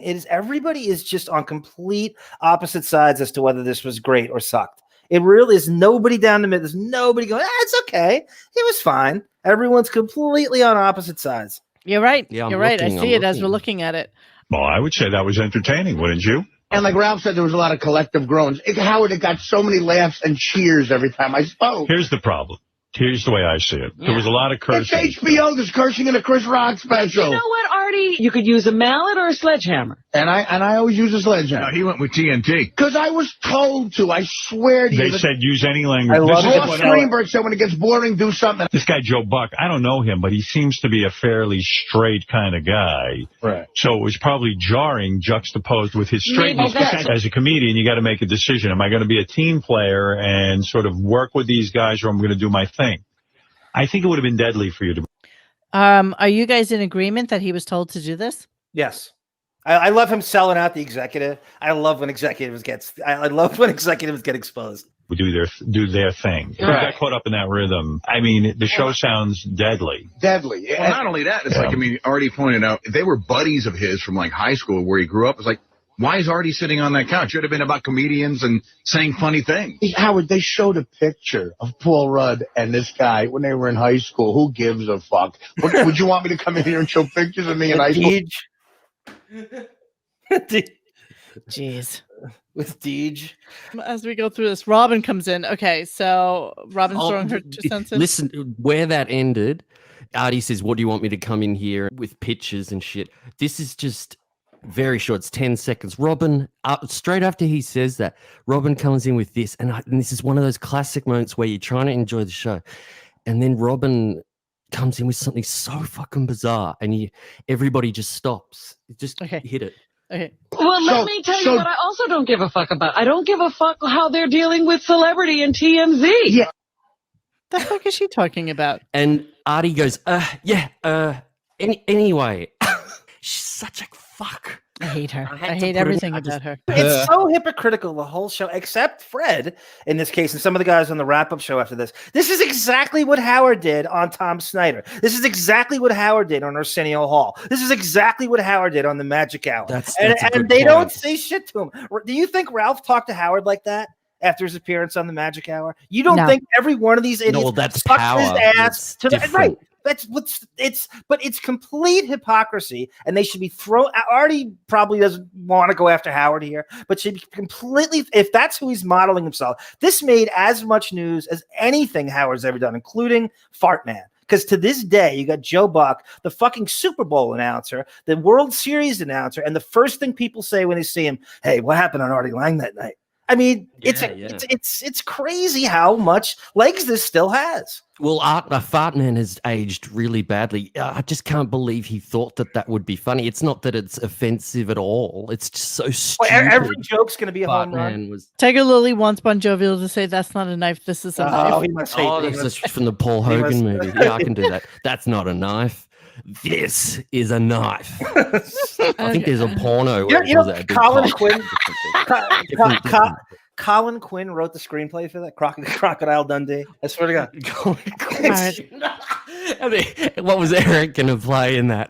I wrote the screenplay for Crocodile Dundee. That's not a knife. This is a knife. So, nutcase for Marianne, and please play all of this because this is nostalgia for Marianne. I used to love it in this era where she would call in and she would be so fucking vicious. So, Artie, that kind of raunchy comedian to come in and blow it for everybody. I think everybody was very uncomfortable. Everybody wrote to me about it on Facebook, and I think that same shit Artie does in your show belongs there and doesn't belong in every other show. And the fact that Artie, you're throwing somebody out there saying, "Oh, he hugged me, he did," what kind of loyalty do you have to anybody? And Fred, you're also very wishy-washy, kissing Artie's fucking ass because maybe you're. No, I'm very not wishy-washy. I'm very clear. I'm being honest with Marianne. You're saying it's good, and then you're saying, "Oh, it's not up to the plate," and kick Artie in his fucking ass because it's. Marianne, you're a moron. You're a moron. I think you're on Facebook too much. You're gonna love Artie. No, Marianne, you're a stupid person. No, you're a dumb idiot, and we love you, but we have you on because you're annoying, but you're a moron. Artie, I cannot wait till you fucking jump off the bridge. Okay, great. That's right. I'm gonna outlive you, cunt. Your pussy, your gay homo bullshit, because that's what you're good for, Artie. Okay. Wow. You're an asshole. That's what you could say. Just fuck. That's all I say. That's all I say. That's all I say. All right, Marianne, not a fan of the approach. See, that was not a good Marianne appearance. I don't like you anymore, Artie. I never liked you. I misread the situation. I never liked you. He treats people like shit. He's very, very nasty. He's not. And you're nice. I don't come to your book signing to hang on. I came there to support you, and I wrote your letters. I don't fucking like you no more, and I'll say the truth, and I'll never fucking like you till the day I fucking die, Artie. Well, I hope that's tomorrow. And I Diane, don't you've believe voiced your opinion once again. Thank you. Love you, Howard. Get rid of that fucking hack, will you please? He's bringing down the show. Stop talking about Benji. You. I hate her. No, she was great then because that was no script like now. I think she just called Gary and said, "Put me on. I'm fucking pissed off." And he just I think she on. went to Artie's shows, and Artie didn't give her the VIP treatment she thinks she deserves, and this is her way of taking it out on him. He's got other fans.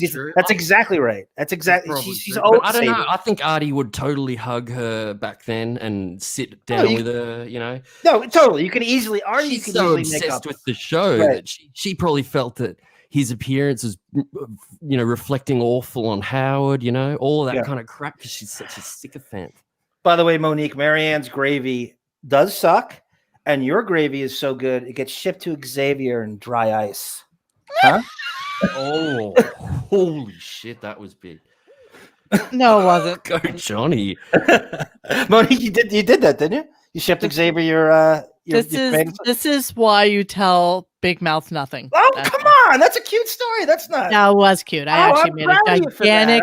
I'm proud of him for wanting it. I'm proud of you for making it. And I don't think he actually wanted it. I think I just sent it. I don't think he had a choice in that matter. That's all I'm saying. One last thing on Marianne. So Howard's allowed to go on the Magic Johnson show. That's not a sports show, and make AIDS jokes to Magic and jokes about illegitimate kids. That's okay. That's fun. It's Magic Johnson. It's for Christ's sake. There was an interesting thing on the Stern show when Gary was talking about trolls on the internet and how somebody had written to him saying, "I hope your kids die of AIDS like your brother did," or something like that.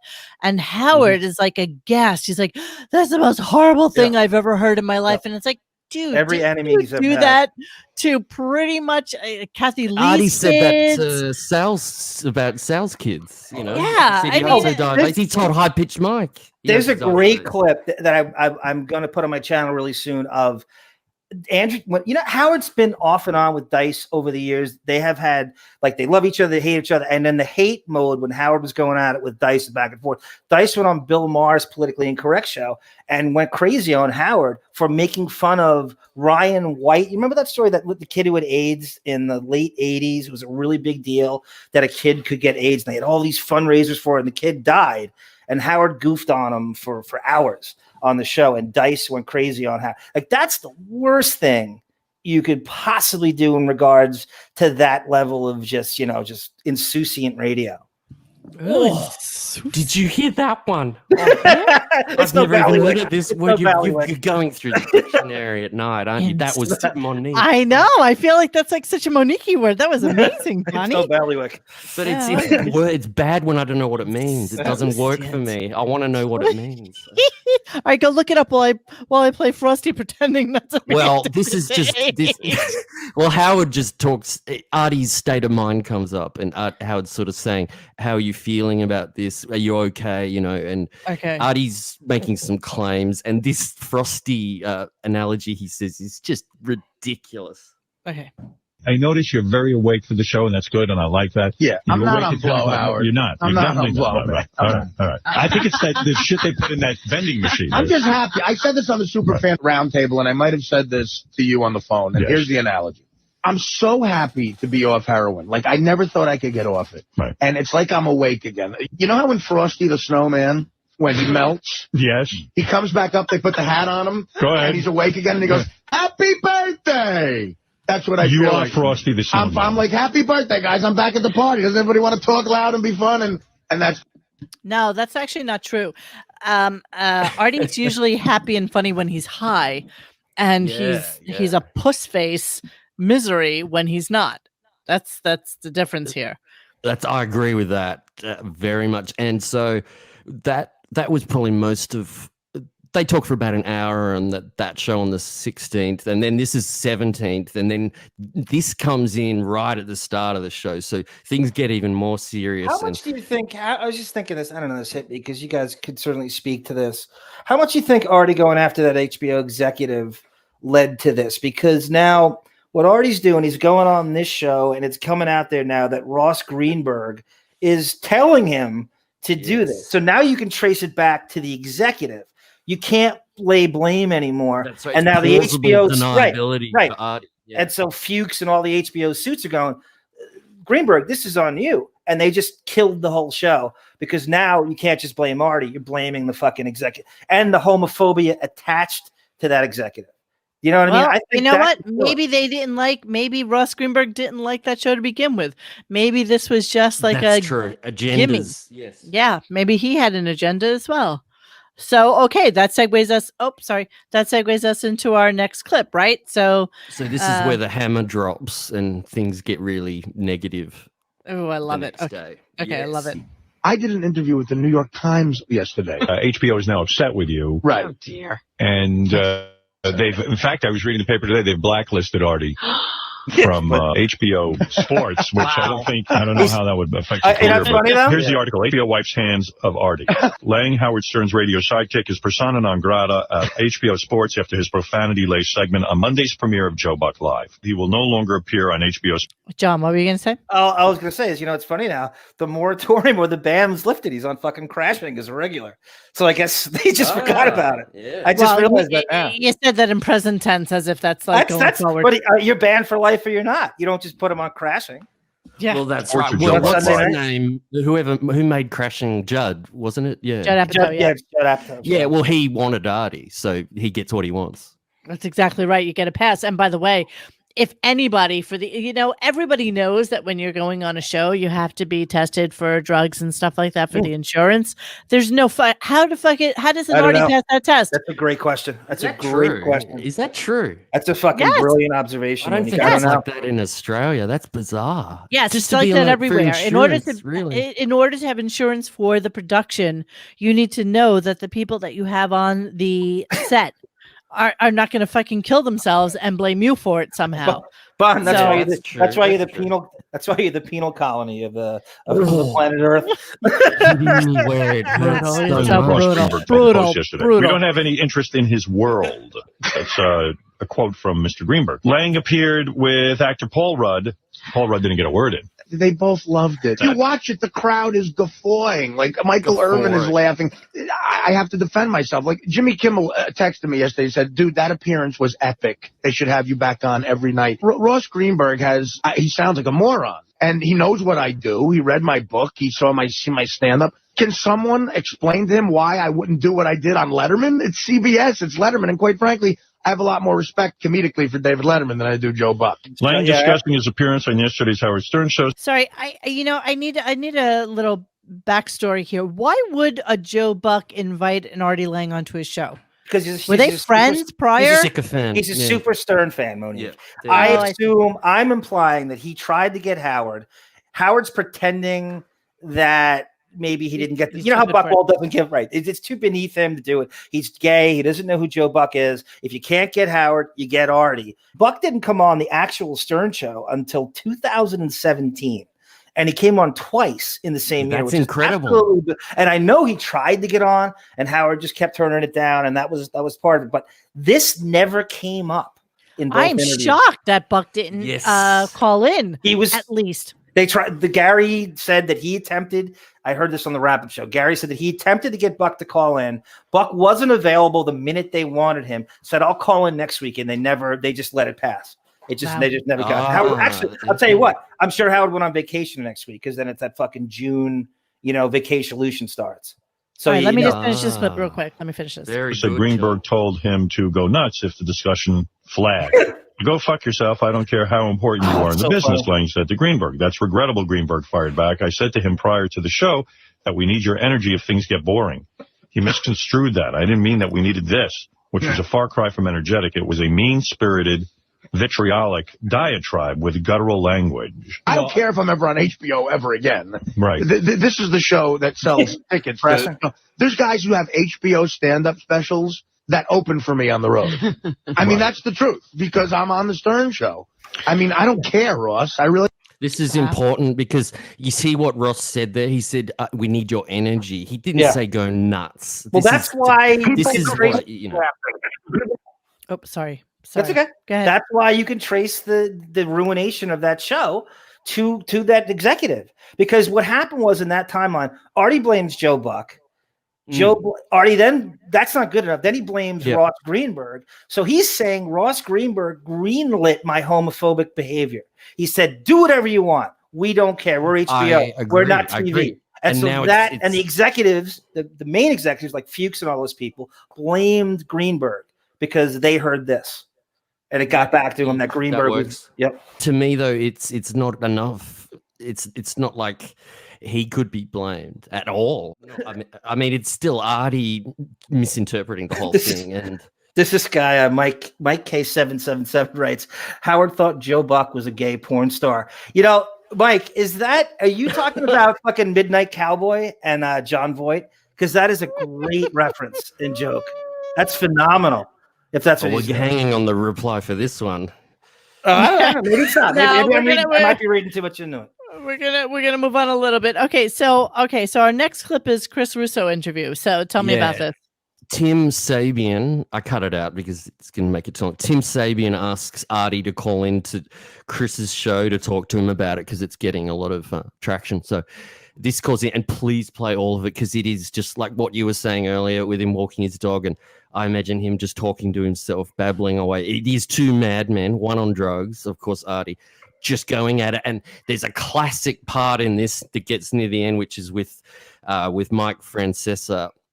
And that becomes absolutely great. It's kind of like everything Artie tries to do just does not really work out after this. Okay, it's 3.5 minutes, so I'm going to have to cut it. I'm going to break it up a little bit as we go through it. Let me just start it, Johnny. So great. And then we'll just I cut it down from about 15 minutes. The people were barreled over laughing. Artie, I'm a big fan. You were not funny.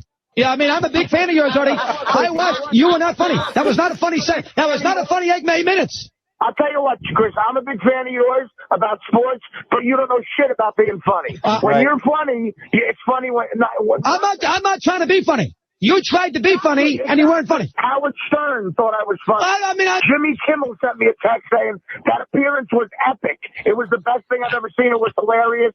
Every funny person I know thought I was funny. I don't give a fuck about anybody else. Billy Crystal, Artie, Billy Crystal didn't think you're funny. Billy Crystal is bigger than Jimmy Kimmel. Billy Crystal, let me tell you about Billy Crystal. Billy Crystal hates Howard because Howard busts his chops. Wait. I think wait, let me talk. I give a fuck what my fans think are funny, and they thought it was funny, Chris. I'll listen to you talk about the Giant schedule and what the record's going to be, but don't tell me about being funny, and I won't tell you about... Well, so why should you say that about me, about why I can't judge a comedian? What, you're allowed to judge your sports, and I can't judge a comedian?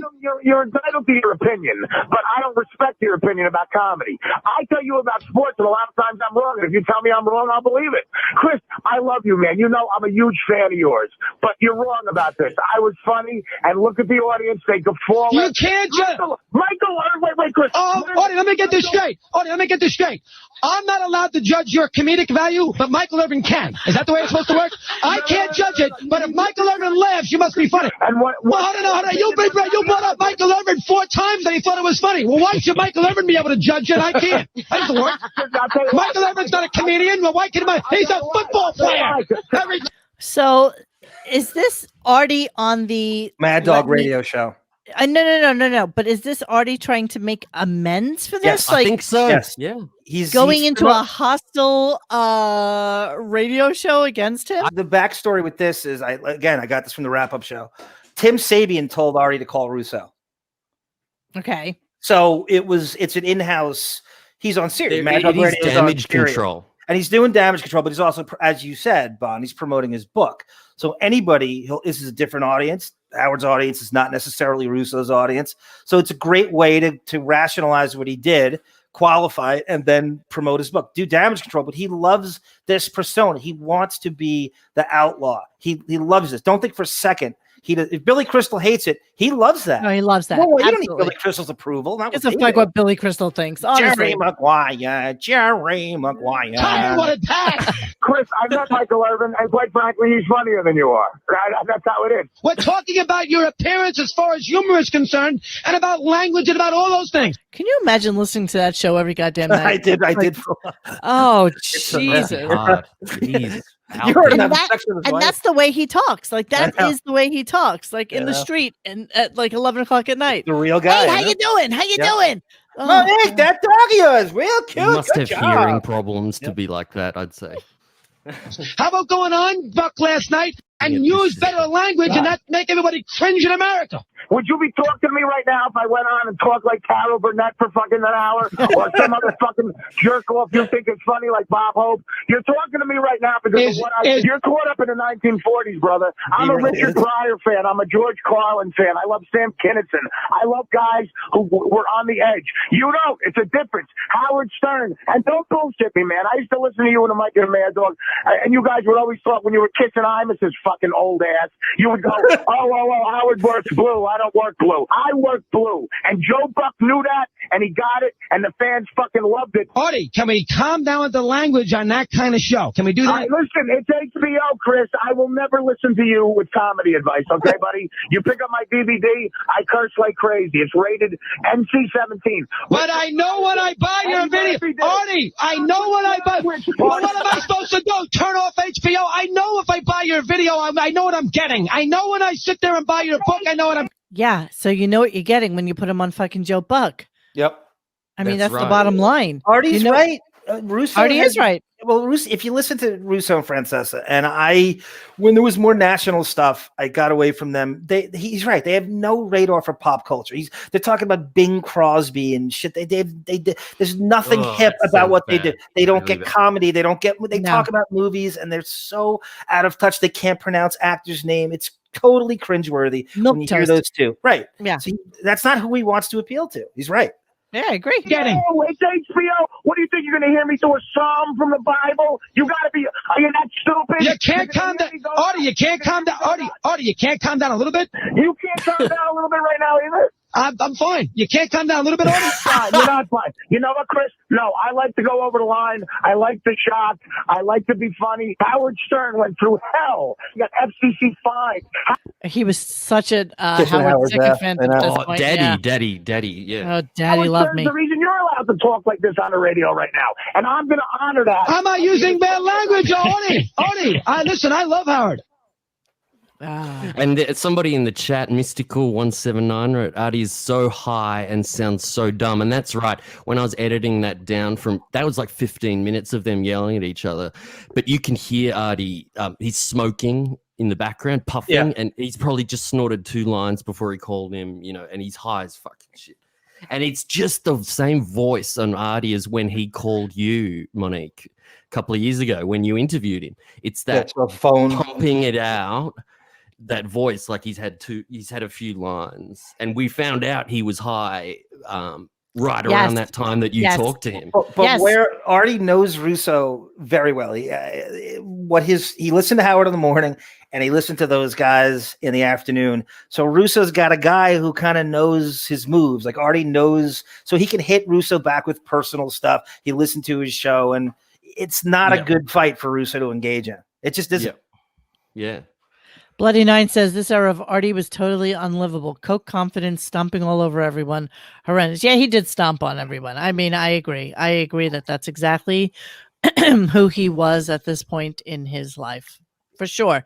All right. So now we're going to move on. And just so you all know, we have a couple more clips.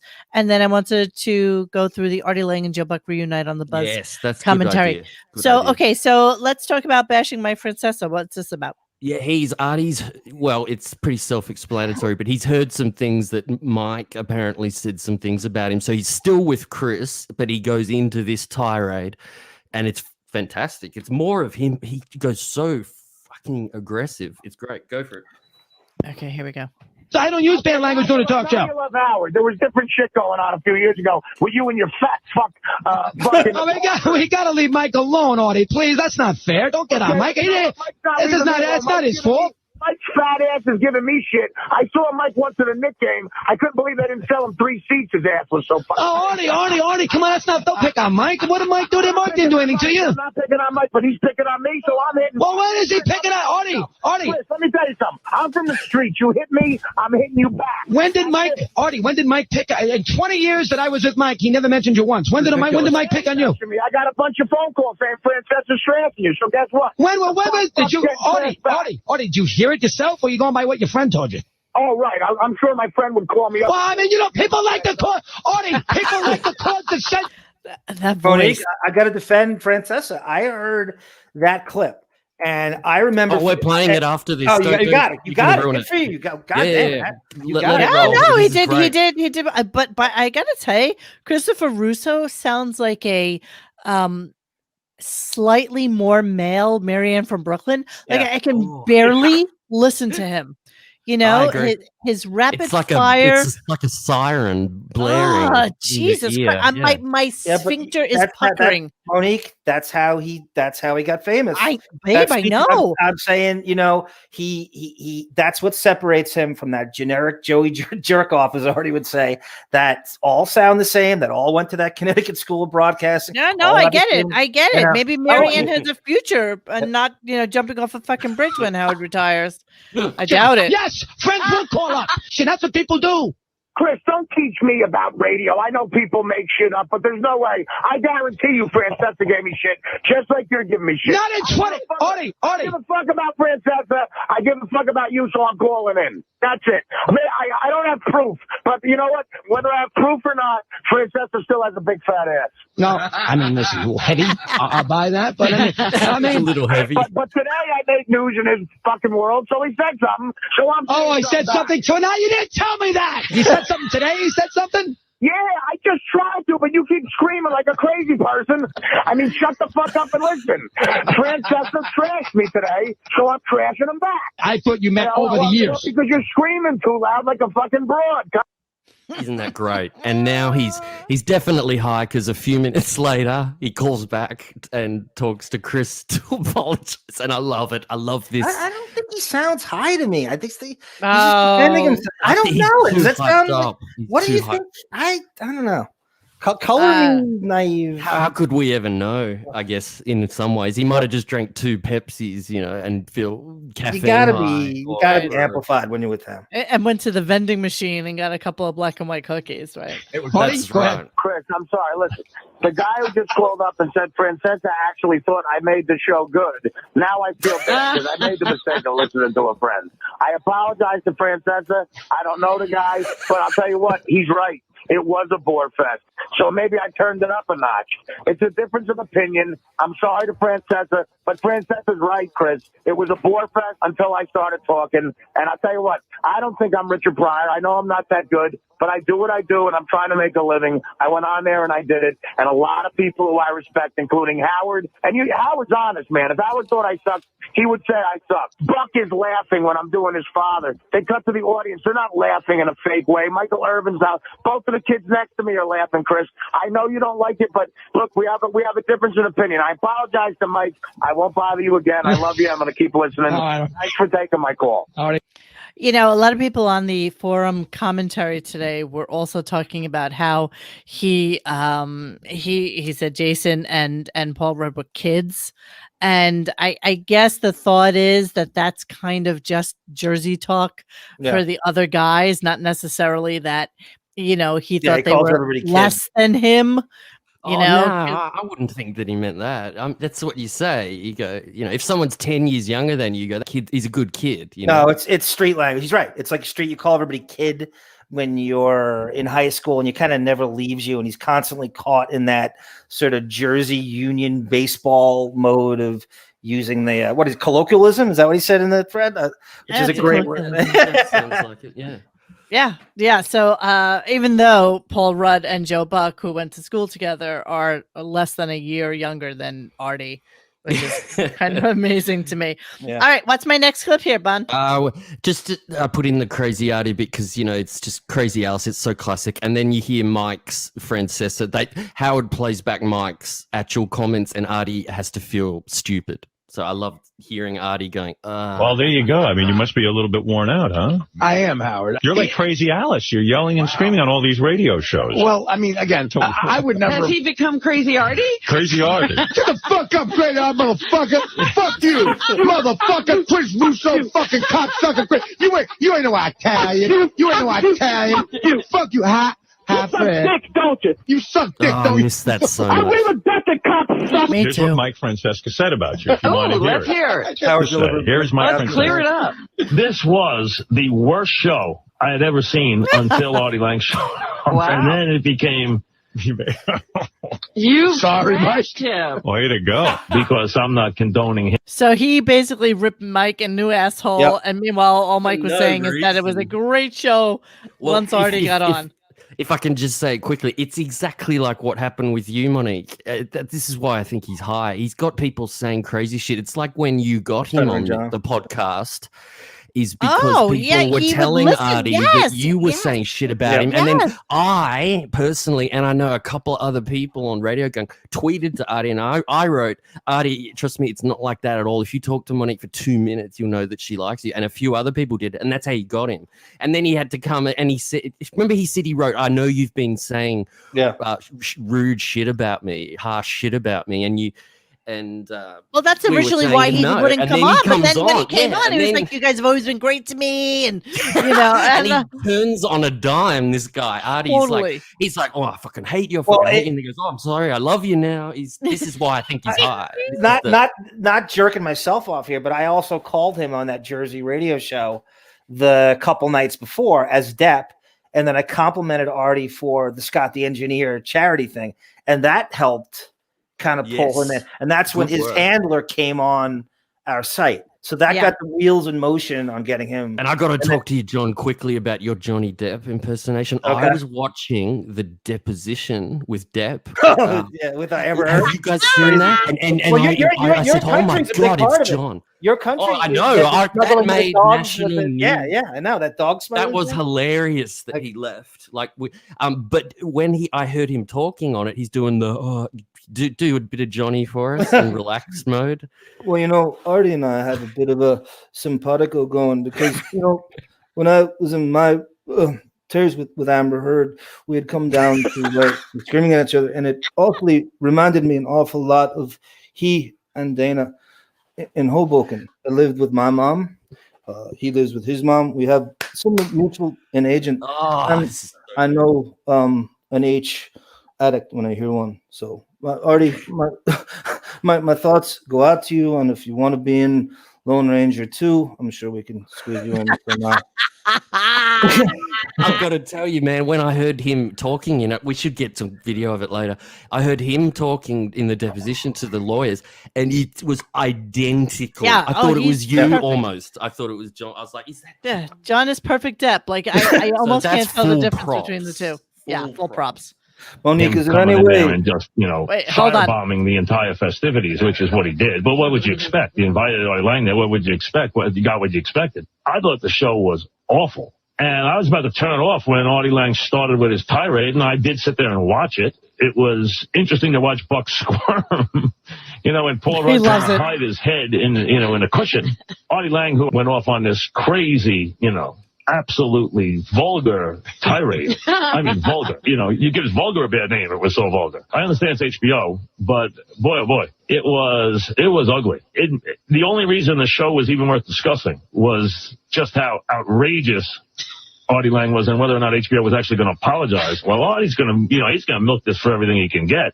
But the show would have gotten absolutely hammered because it was just a bore. It was a snooze fest. You saved him. Well, that's the point. You saved. Such a weird dichotomy. So here you have people who are saying that Artie basically ruined Joe Buck's show, but in the meantime, Joe Buck's show sucked so hard that it became a shining star when Artie got on it. So I'm very confused. They don't know what to think of it. I know it's all over the place. They don't know what they don't know what to think of it, and there's no questioning. You want people talking about your show, but like I said, the homophobia stuff went over a line that the executives probably killed it. But ultimately, if you took out some of that, you want to be talked about. That's the goal, especially when you have a new show and there's a buzz like that. Yeah, I mean, Buck needed some tweaking and maybe it could have improved if they changed some segments around, and maybe you can't have both. You can't be edgy and then do a straight sports show. Apparently, he had Farvon and Irvin before it, who have very controversial things,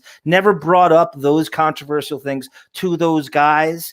So he wanted, and Ochocinco as well. So they had those three, and the elephant in the room, he never brought that up with them. So he's not going to ask a tough question. So he brings it to Artie, and then you get the provocative side, and you can't have both. Not in sports. That's exactly it. You can't have both. And you can't have both. But give Francesa credit. A guy who does some milquetoast stuff in his own right is defending the provocative nature. And I would never have thought Francesa would go in that direction. And there's nothing that Artie should be enraged about from these comments. In fact, again, if Artie listens to everybody that texts him and tweets him and Instagrams him and emails him at the time, because we didn't have social media like we do right now, he doesn't know. So he's lashing out on something that he really had no idea about. Truly, like in the toilet, snorting a line and then pulling his phone out of his pocket, and one of his friends is going, Mike Francis is shitting on you, and then he hates him. Here we are with Michael Irvin weighing in on Artie. So when is this in the timeline? This is just that week. And so Michael Irvin's on another show and he's asked about it. So that week, it's everything's sort of falling apart for Artie trying to balance this out, because he's been leaning on Michael Irvin all through this. I edited it out a lot because he just keeps saying it, but he keeps saying Michael Irvin loved it. He loved and he kept it. saying nushing. Oh, that's right. He does. I left that in. That was weird. Yeah. I have no idea what you're talking about. Michael Irvin speak, Monique. No, I want to hear it. Well, first of all, I heard Mike producer was saying Artie Lange was talking about it yesterday, talking about how, Michael was laughing. I was like, I don't know if I was laughing with him or at him. Just first of all, you have to know where you are and know how to act a certain way. Was this played on the Stern Show, or they're playing it back now and laughing along? Okay. Where you are. And here's the situation here, and this is a sad part about it, and I hope people listen to this and don't do this, because you encourage this mess. Don't hire Artie for not anything, because that'll be the proper way of saying it. Don't hire him for nothing, because then we would tell people we are not encouraging that behavior. We want to be able to put on shows and do things and entertain as we inform people, but you can't if you're going to have... Oh, you had it wrong. Things like that. Joe Buck didn't deserve that. Let's be real, guys. No, I agree. And listen, people say, well, Artie always does that. I've seen Artie Lange on Letterman. I've seen him on Conan. Artie knows when not to step up. Yeah, babe. That's Colin Cowherd. You know him. He's a pretty big sports host. He's represented by Buchwald, and he's talking to Irvin. That's the other voice. Thank you. Okay. He's saying he'll end the career, and he thought he could do that to Joe and not hurt himself. And I think we should pull back and make sure. I guarantee you, I won't talk to him, and people should not put him on their air. Michael Irvin's not talking to him. He's not going to have you on his show. He said he wouldn't do that on Letterman or Conan, and that shows that's very true. Well, but those are both network the power shows. is so much more exactly. Howard, Artie's whole thing was, fuck it, it's HBO. I'm allowed to curse. I'm allowed to be. The question I was just when John said that, then that is Joe Buck a Buchwald client? I'm going to say no, because it took him till 2017 to get on the show. Gotcha. Yeah. And he'd been trying to get on for a decade. And like I said, the craziest shit is you had Buck on twice with long. Monique, you heard we did shows on Joe Buck. And the hair plugs and the interview. Never did Artie's appearance come up. It's insane. It's insane to him to finally do Howard. And he was told not to bring it up immediately by Gary. Buck was on the wrap-up show that went to the Super Bowl, I think a couple of years before that. And I'm not even sure it came up on that. I didn't hear the whole thing. But he would have wanted to talk about it. He would have wanted to talk about writing the foreword for Artie's book as well. And which book did he write the foreword for? It's Crash and Burn. Yes. Oh, okay. Here we are on our final clip, actually, shockingly, which is HBO was a big deal and lying about Artie. So what is this? It's just sort of ties it up, and he tries to say, which is very funny, that it meant a lot to him to be invited onto that show, and it was lying about therapy, because Howard says he mentions that a bit about. So how's that going? And I just love you guys. I know you guys, Benjamin, and all of you talked about many times about how he was just turning to Howard and completely lying. That doctor that Howard gave him the phone number for, he just throws that in. But this is right in this discussion. You see what he says.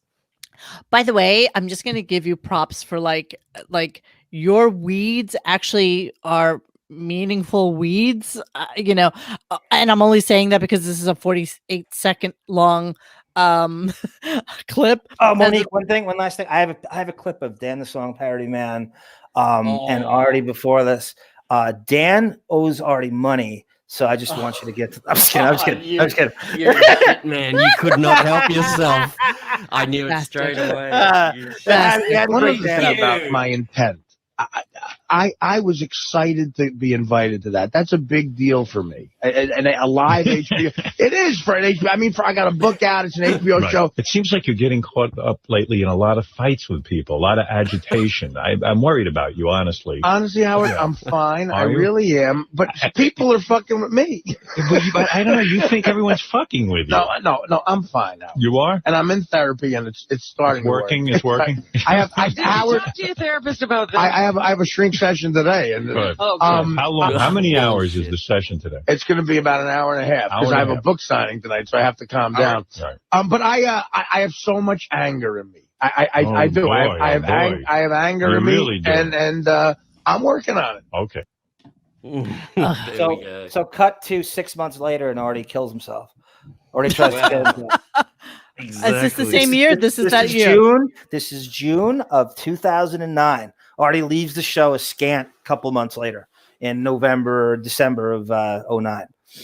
Right. So there's no shot in hell that he wasn't high, that he wasn't, already using H, all the good stuff that we've all kind of pontificated about. And didn't he admit in the end that he he called the shrink that Howard gave him the number for, and he had one appointment or something and never went back. That's exactly right. He never went back. So, and Howard was a sucker for that kind of stuff because, if you tell Howard that you're going into therapy, he thinks that everything's going to be good now. You know what I mean? Like that's his belief. I don't believe that theory at all. And I don't like the theory about Howard can't tell if someone's high or not. I think that's just all lies. I know you guys have said it before. It's just lies so that Howard can't be held accountable for anything. Yeah, Howard he's in the same He goes, I can't room, tell if you're high. So me talking about you being high, it doesn't mean that I made you sick. He went through the same thing with Kinnison, Bon. He pretended he didn't know what he was on. Howard took a lot of shit for that. There's a lot of people that have come out and said Howard knew exactly what was going on with Kinnison. He's in the same room as him for hours. He sees his eyes. He hears things from the back staff. There's no way in hell he doesn't know every single bit of. I mean, he doesn't know everything, but he's going to get tipped off about all of it. All those guys would love to see. But they let him drink anytime he wanted to on the show. Of course, I know. They're enabling. He doesn't want to be accused of Of course, I know. You're right. He doesn't want to be accused of enabling. So he does the play stupid thing and backs away from it. And I don't know what's going on. Because he needs this content. Artie's I go over this so many times. Artie's derelictions, his foibles, all these Schadenfreude radio and the overeating. He needs this for content. The sleeping, whatever you want. Howard needs this. And when it all went down and when shit got really, and he kills himself, he killed himself because he can't handle that image of I'm the fat guy. I'm drug fat guy, and that's all I am. And you could see how that would drive somebody down a dark downward spiral of that's all I am in this world to these people. Anybody, and especially under the influence, would go down that path at some point. Artie has said more than 1,000 times how the amount of money, the sheer amount of money he was making between being on the Howard Stern show and being able to go out on the road and make a shit ton of money was more than he's ever had in his entire life. So it's a weird dichotomy. Like he hated waking up at 6 a.m.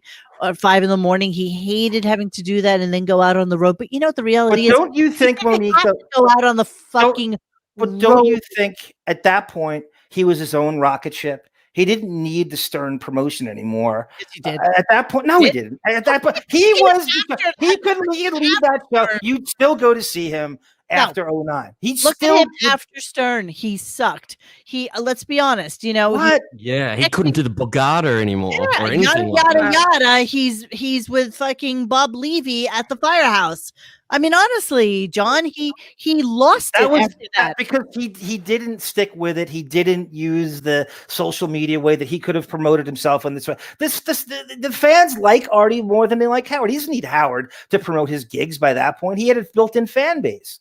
If he had his shit together and he was able to go on, I just think, does the show help him? Of course, it helps him sell tickets. But should he crutch on it after that point? He can't go out on his own after being on the show for almost 10 years. Why? Because he's and not. Howard's worried about getting sued above all. Here's the gigantic fucking heads up, everybody. He's not that good as a stand-up comedian. He isn't. But it doesn't matter, though. It doesn't matter what his skill set is. Yes, as it a comedian. does. You're there to see his persona. If you're fucking Scott really Baio, care what his material is. He takes questions from the audience and you answer them. It's about his charisma. It's subjective.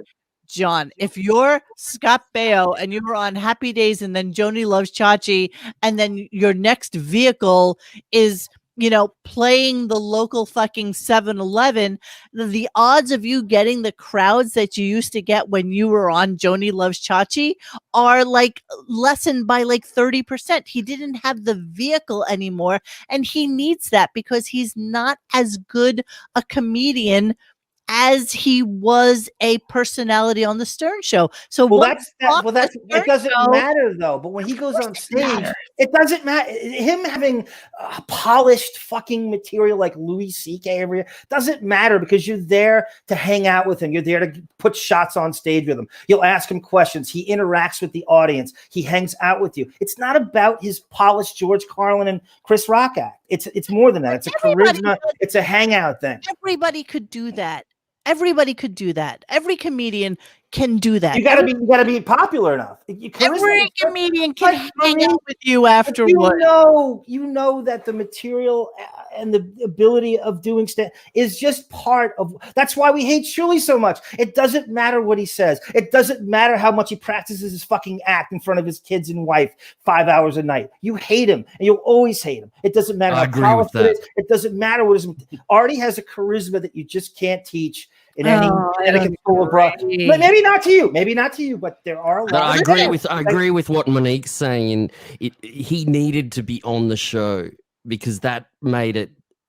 You could sell out massive places because it was all about him going to the show and then coming back and talking about it for the next week on Howard and all of that. That's right. It made you want to go because you felt like you're part of the show. Listening to Howard talk to him about it. You were there. You're a part of it. Great. But back to what Monique says for his mental health.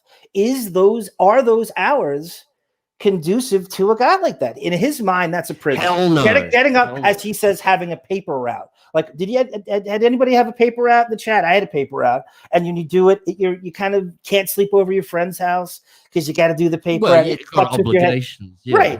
But is that trade-off worth? He loses 20-30% of an audience that would come see him do stand-up to sleep till noon. I might take that.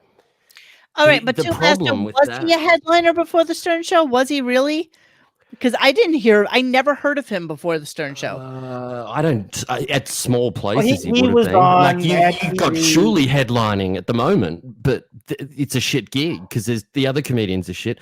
So Artie could have headlined with, Artie could have headlined with Levy supporting him and another fucking hack. There's no much question. smaller places. Though. There's no question. The show helped his profile, but one hand washes the other.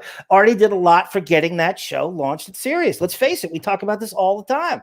If they went there without him, there was no way Artie was doing anything before Stern that anyone knew of. He did a bunch of movies. A lot of comedians. No, I mean gigs like stand-up shows. I just mean stand-up shows. If he did, we didn't know him. I want to get to this last little thing before we continue our little fight. Some people, just quickly in the chat, someone was saying, Telly83 said, how much longer was the bro fight from this point? And Two Master 2 answered, and the bro fight happened a year before this. So Two Master And props to you for your channel too, Master. He's cool. So that's why Howard's disinterested. I think that just made sense to me when I read that the bro fight was a year before this. So Howard wasn't that interested in Artie anymore. That's why Howard's not all through this. Hasn't been that interested, really. I don't think. And we all agree with what you're saying in the chat. Without Artie, I wasn't signing up to the show, says Scott. The whole show intrigue was all Artie from day one at Sirius. Absolutely. Yep. Yes. So he was definitely a supporting player. I never know. I didn't know him. I didn't know him at all. He was in some movies. He was in fucking Dirty Work. You kind of do. If you were like a nerd, if you were a comedy nerd, you knew him. You knew him. But wait. He would have been doing headline gigs at clubs that have 300 people. That's the kind of gigs before Howard. He wouldn't have been 1,000 people coming to see Artie before Howard.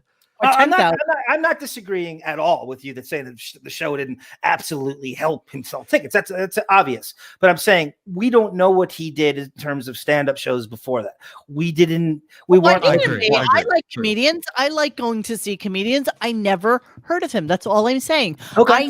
We should tweet Levy on this or something. Levy would respond to this, wouldn't he? What's the question? We should tweet him, Monique. What? Levy about the gigs that Artie played before Howard. Levy would know for sure. Not necessarily sure that him and Levy were simpatico before the Stern Show, because Levy was more of a Stern Show guy. But I like the question.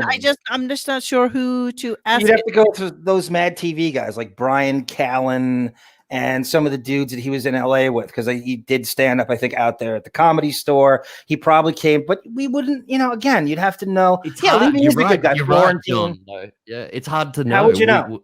There's no internet back then that would track what fucking stand-up shows. You're talking like, the late mid-90s and early 90s. You can't look that up. I don't know how it's hard because Artie doesn't stay friends with anyone long either. That's a good point. That's a really good point. Monique, you had a great point about the crashing and the drug test at HBO. That's a fucking great thing to probe into at some point. How you could get on crashing and manage to pass a drug test. For 3 seasons, knowing fully well that he was high as a kite. That's a great fucking point.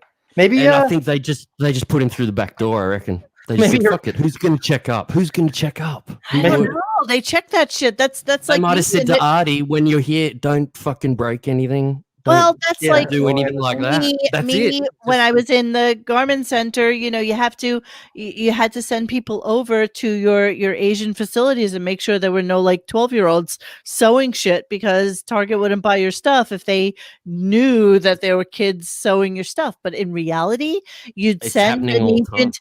You send an agent into the main factory without the realization that there's 17 other little sub factories of that factory that basically have all doors locked, no air conditioning, and 12-year-olds. That's even worse than I was thinking. It's true.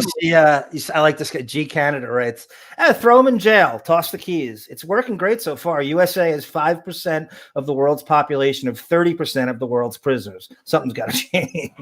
Oh, well, someone just wrote, G Canada wrote pocket urine.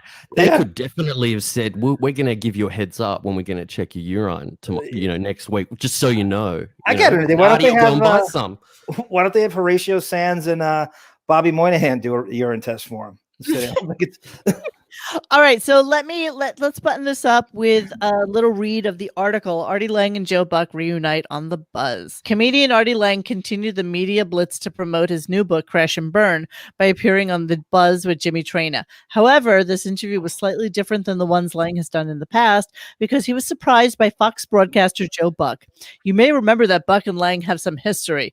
While bygones are certainly bygones, Buck wrote the very funny foreword to Crash and Burn, and the two shared many laughs on The Buzz, and Buck wrote the foreword to the book, which may surprise some people. That's exactly why I wrote the foreword, to be honest with you, Buck said on The Buzz. Obviously, I'm there for whatever Artie needs. And he's like fucking Jimmy Kimmel, except not as popular. Secondly, the whole notion that I was somehow upset or sucking my thumb and crying after that HBO show fed the whole notion of what people think of me. They think that they have a handle on the kind of guy I am, and what pissed me off more than anything was that HBO reacted the way they did, and I got thrown into the HBO camp because I was working there and I worked for people that were scared. I don't know what that means. So when Artie asked me to write the foreword, I wanted to tell my side of it. I still have people yelling at me, Artie Lange, when I walk through a broadcast booth. And it's like, okay, got it. But if they think it bothers me, it only pisses me off and bothers me because it doesn't bother me. That makes no fucking sense whatsoever, even as I'm Wow, it reading it. doesn't, does it? Right. Yeah. Lang was thrilled with Buck's writing, saying the forward is hilarious and well written and makes the book special. He didn't hesitate to say yes, and it makes the book go to another level. The duo also discusses Buck's profane ending to the forward, Twitter, and more. Before Buck joined the show, Lang talked what it was like to write a book so raw and honest, and comparing Crash and Burn to his previous book, Too Fat to Fish. Lang said, it's a much more serious book about the last 5 years of my life. We tried to put some lighter stories in there for laughs and some jokes in some parts, but you can't do that. It doesn't make sense. It's a cautionary tale. I left it a very, very crazy on purpose. Honest and brutal because I'm hoping it'll deter people from using drugs after they read it. Lang weighed in on the Dolphins, hazing controversy, Robinson Cano wanting 310 million, and the wacky 2014 NFL season. So obviously they made up. Artie probably went to him and said, dude, love you. Let's fucking, let's make amends and be done with this. Well, we excellent narration, Monique. Beautifully read.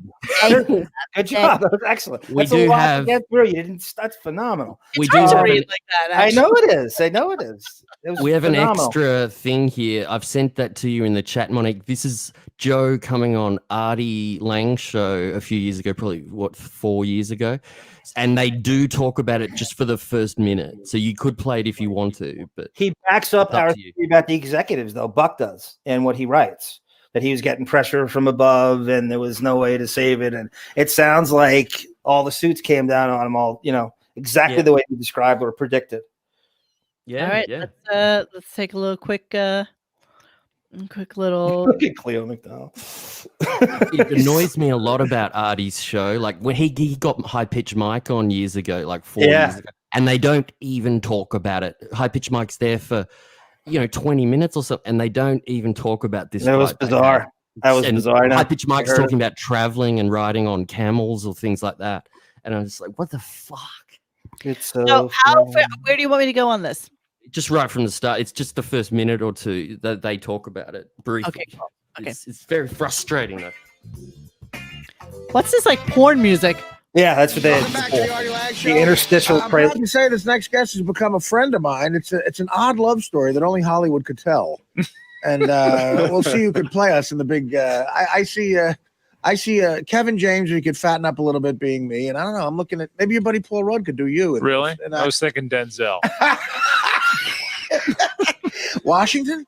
Yes. Yeah, all right. that one. Well, I'll tell you, I don't know, maybe it's a very, very cute love story. I heard. It is. I couldn't love you more. Maybe Miramax. I could not. How much time after this whole fiasco is this? Like, where are we now? Well, this is how the Artie Lange, the Nick and Artie show was initially on syndicated radio. Then DirecTV got involved and threw it on their DirecTV exclusive programming. Nick DiPaolo got fired from the show for getting way too fucking neocon. And Artie remains. And this guy, John Ritchie, in between them, was a fullback for the Raiders and Buccaneers. And he took Nick's place. And it became a little goofier and not as serious. And it was a great gig. I mean, he got to just do whatever he wanted to and fool around. And it was on like 10 to 1 in the morning, I think. And wow, it was really? He couldn't handle the schedule. Artie just cannot handle a regular schedule, even So this. Weirdly sports related show. Yes, it was a barely sports show promoted as a sports show where it would just be like goofing. So kind of what around. Joe Buck show actually. Exactly right. Bingo. Oh, and he had Shuley on. He'd have comedians all the time, and that all. Yeah, that was weird. That was the only time a Stern staffer had done was allowed to do a show. Somehow Shuley slipped in. I bet he got shit for that too. I bet he was on freelance. That's a great That's question. why he was able to do that. All right, let's finish this. I love you. Well, more. you make me feel even worse about what happened several years ago because you're beautiful. Oh, God, you we're have a so beautiful over family, and they were there. Okay, like I just something classic about Artie, and even when I met him at the last comedy show I went to with him with Bob Levy, is like he never looks you in the eye, ever. Yeah, that's good call. He's looking right away, and it's an insecurity, possibly. What Artie says there is important because I didn't put it in the other audio before, but Howard, in the few days after that, he does find out, Howard tells him that Joe's 10-year-old and 15-year-old sons were there. in the audience. Oh, and really? You could hear the Oh. tone of Artie goes, I didn't know that. And he would never have done that. I bet you if he knew they were there, because he'd think about his dad. And if, he was there and his dad got embarrassed like that with him in the audience, you know what I mean? As a kid, that's the way I think about Artie. And now he backtracks. Several years ago, because you're beautiful. Oh, God, you we're have a so beautiful over that. family. And they were there. My sister's here, my kids. Hey, my guys. kids. The last time my kids were at a show that you and I did, I think you said TMZ is your favorite website. And then it got ugly. It was a compound complex sentence that had a comma in there that was not really fortuitous. Sucking cock. I replay that much like Jackie Smith must replay that play in the '77 Poor Super Jackie. Bowl. I do it really. And that guy's a documentary. But I replay that in my life, and I go I'm not blaming you for this, but you remember backstage you said, "Give it to me, let me have it," I did. and I chose to look at that night as kind of a roast almost, which was and fine. I've come from the roast where you get dirty. It but was fine. Here's what it was fine from that respect. My mistake was how dirty I got. I did not read the situation. Here's the deal. properly. I don't want to leave John Ritchie out of this thing. But I'd because like to. Okay. It's white. A white running back is a unicorn in itself. All right, before we finish this show, does anybody want to see Ralphie on Yes. You got that. Letterman? I'm up for Yeah, I can't wait. Because this is pretty fucking amazing. All right, hang on. Who got? Yeah, we got to give props to whoever started the thread. On this. I just shut down that stupid. I'm looking. Okay. I'm looking. All right, this is cringeworthy, you guys, and I'm so excited to share it with you because I hate Ralph so very fucking much. This is like 1985, and it's Ask Mr. Melman is what they were doing at the time. And this is Ralphie with, I guess, one of his friends. They came into the city and got to get onto the Letterman show. So this is Crackhead Davis made that thread on this. So thank you. Crackhead Davis, he's new. Thank you very much. That was that was great. Okay, here we go. I'm BonJovial. I'm so excited for you to. I know I'm already cringing too. I'm like so excited for this. All right, who is See Ralph? the See first Ralph? person to have a question for Mr. Ullman? How do you do, Oh, sir? wow. Nice to see you. What is your name? My name's Barry Brown. Hip winger. What do you do for a living, sir? I'm struggling. I'm a fudge packer. And what kind of music do you play? Fusion heavy metal. All right, sir. And what is your question for Mr. Melman? I would like to know what factors determine a good used car dealer. Monique, I think he was behind me on it. I think he was behind me online at Action Park. Okay, he's there with Ralph. Just so you know, this is like a couple. Do you apparently you have the next question? What is your name, sir? Ralph Sorella. Where are you from, Ralph? Mendham, New Jersey. What do you do for a living? I work in an Oh, the teeth are the teeth bag. Oh my god. Wait, is he originally a ginger? I think Must it's like be. a dirty blonde kind of thing. Is that his real hair? He's like a I young love Kip hearing Winger. John Look say at him. that. Kip Winger. Wait, but Dirty listen. blonde. Just listen to what he says he does for a living, because this That's is kind of curious. It's Ralph. Oh man. Mendham, New Jersey. What do you do for a living? I work in an office What kind of office? where they do office work. Oh, Look at the teeth. Oh, Ralph. that was super Ralph there. Yes. Wow. Classic Ralph. Office at the- work. The teeth. This is That's fantastic. before 112 production got him braces. one of those offices. Yeah. And your question, Oh. sir? I'd like to know what the best investments for the 80s are. Oh, good question. Yeah, because he's Oh. investing anything. All you're investing in is how big your fucking sphincter have to be in order for Howard to shove his fucking cock up it. Investments for the 80s, Larry. Investments. What the hell is wrong with you kids today? Back in the 60s, we had a saying, turn on, tune in, and get your parents to pick up the bill. My advice to you is, Oh, Ralph. Nights on Broadway, a love song. invest in a good set of drums. The stock never drops on rock and roll. Whoop. Joe Szymanski, please give this Hell nice was that? person 2 t-shirts. Can you even imagine? So you know he's there with his 2 friends from Jersey. right? The hair crew, the hair contingents. They're every Don Dokken wannabe that was behind me online at Action Park and Six Flags. Absolutely. Look at him, like a little twink that he is. The jacket, yeah. That's it. Ugh, look at his friend. Look at him. Oh, that's what's fantastic. Isn't this deliciously cringeworthy? Just finding it. What a Who was find! watching this? What a fucking Brilliant stellar find. God Brilliant damn it. fucking find. Brilliant. And who's watching Larry Bud Melman clips? This is Didn't even find that. You're not looking for Ralph. Lucky Pierre. Call back from hell. That one. Wow, perfect. That was perfect. Everybody start tweeting Ralph your Lucky Pierre comments. I think it's like Ralph's Geek Time or something is his Twitter. That is beautiful. That's who's that? This is Pell-El, right? This is beautiful. Kryptonian Sith Lord. Yeah. Yeah, thank you so much for that. All right, I got to end this shit show. It's 11:04. Time for midlife crisis to go sleepy time. So once more, John, please give me one. Monique got her husband to represent Johnny Depp against Amber Heard. Midlife crisis. You're an idiot. Thank you, Bon. Thank you so much for putting this together. I look forward Thanks for to having anything me. else that you. There's more. I know there is, and so I look forward to it. You know what, Bon? If we do a special on Magic Johnson, you're more than welcome to come back. Like we'll bring back the Viper Room on the Strip. Oh, come on! Then you could bartend. Thank you, Johnny. You could tend the bar.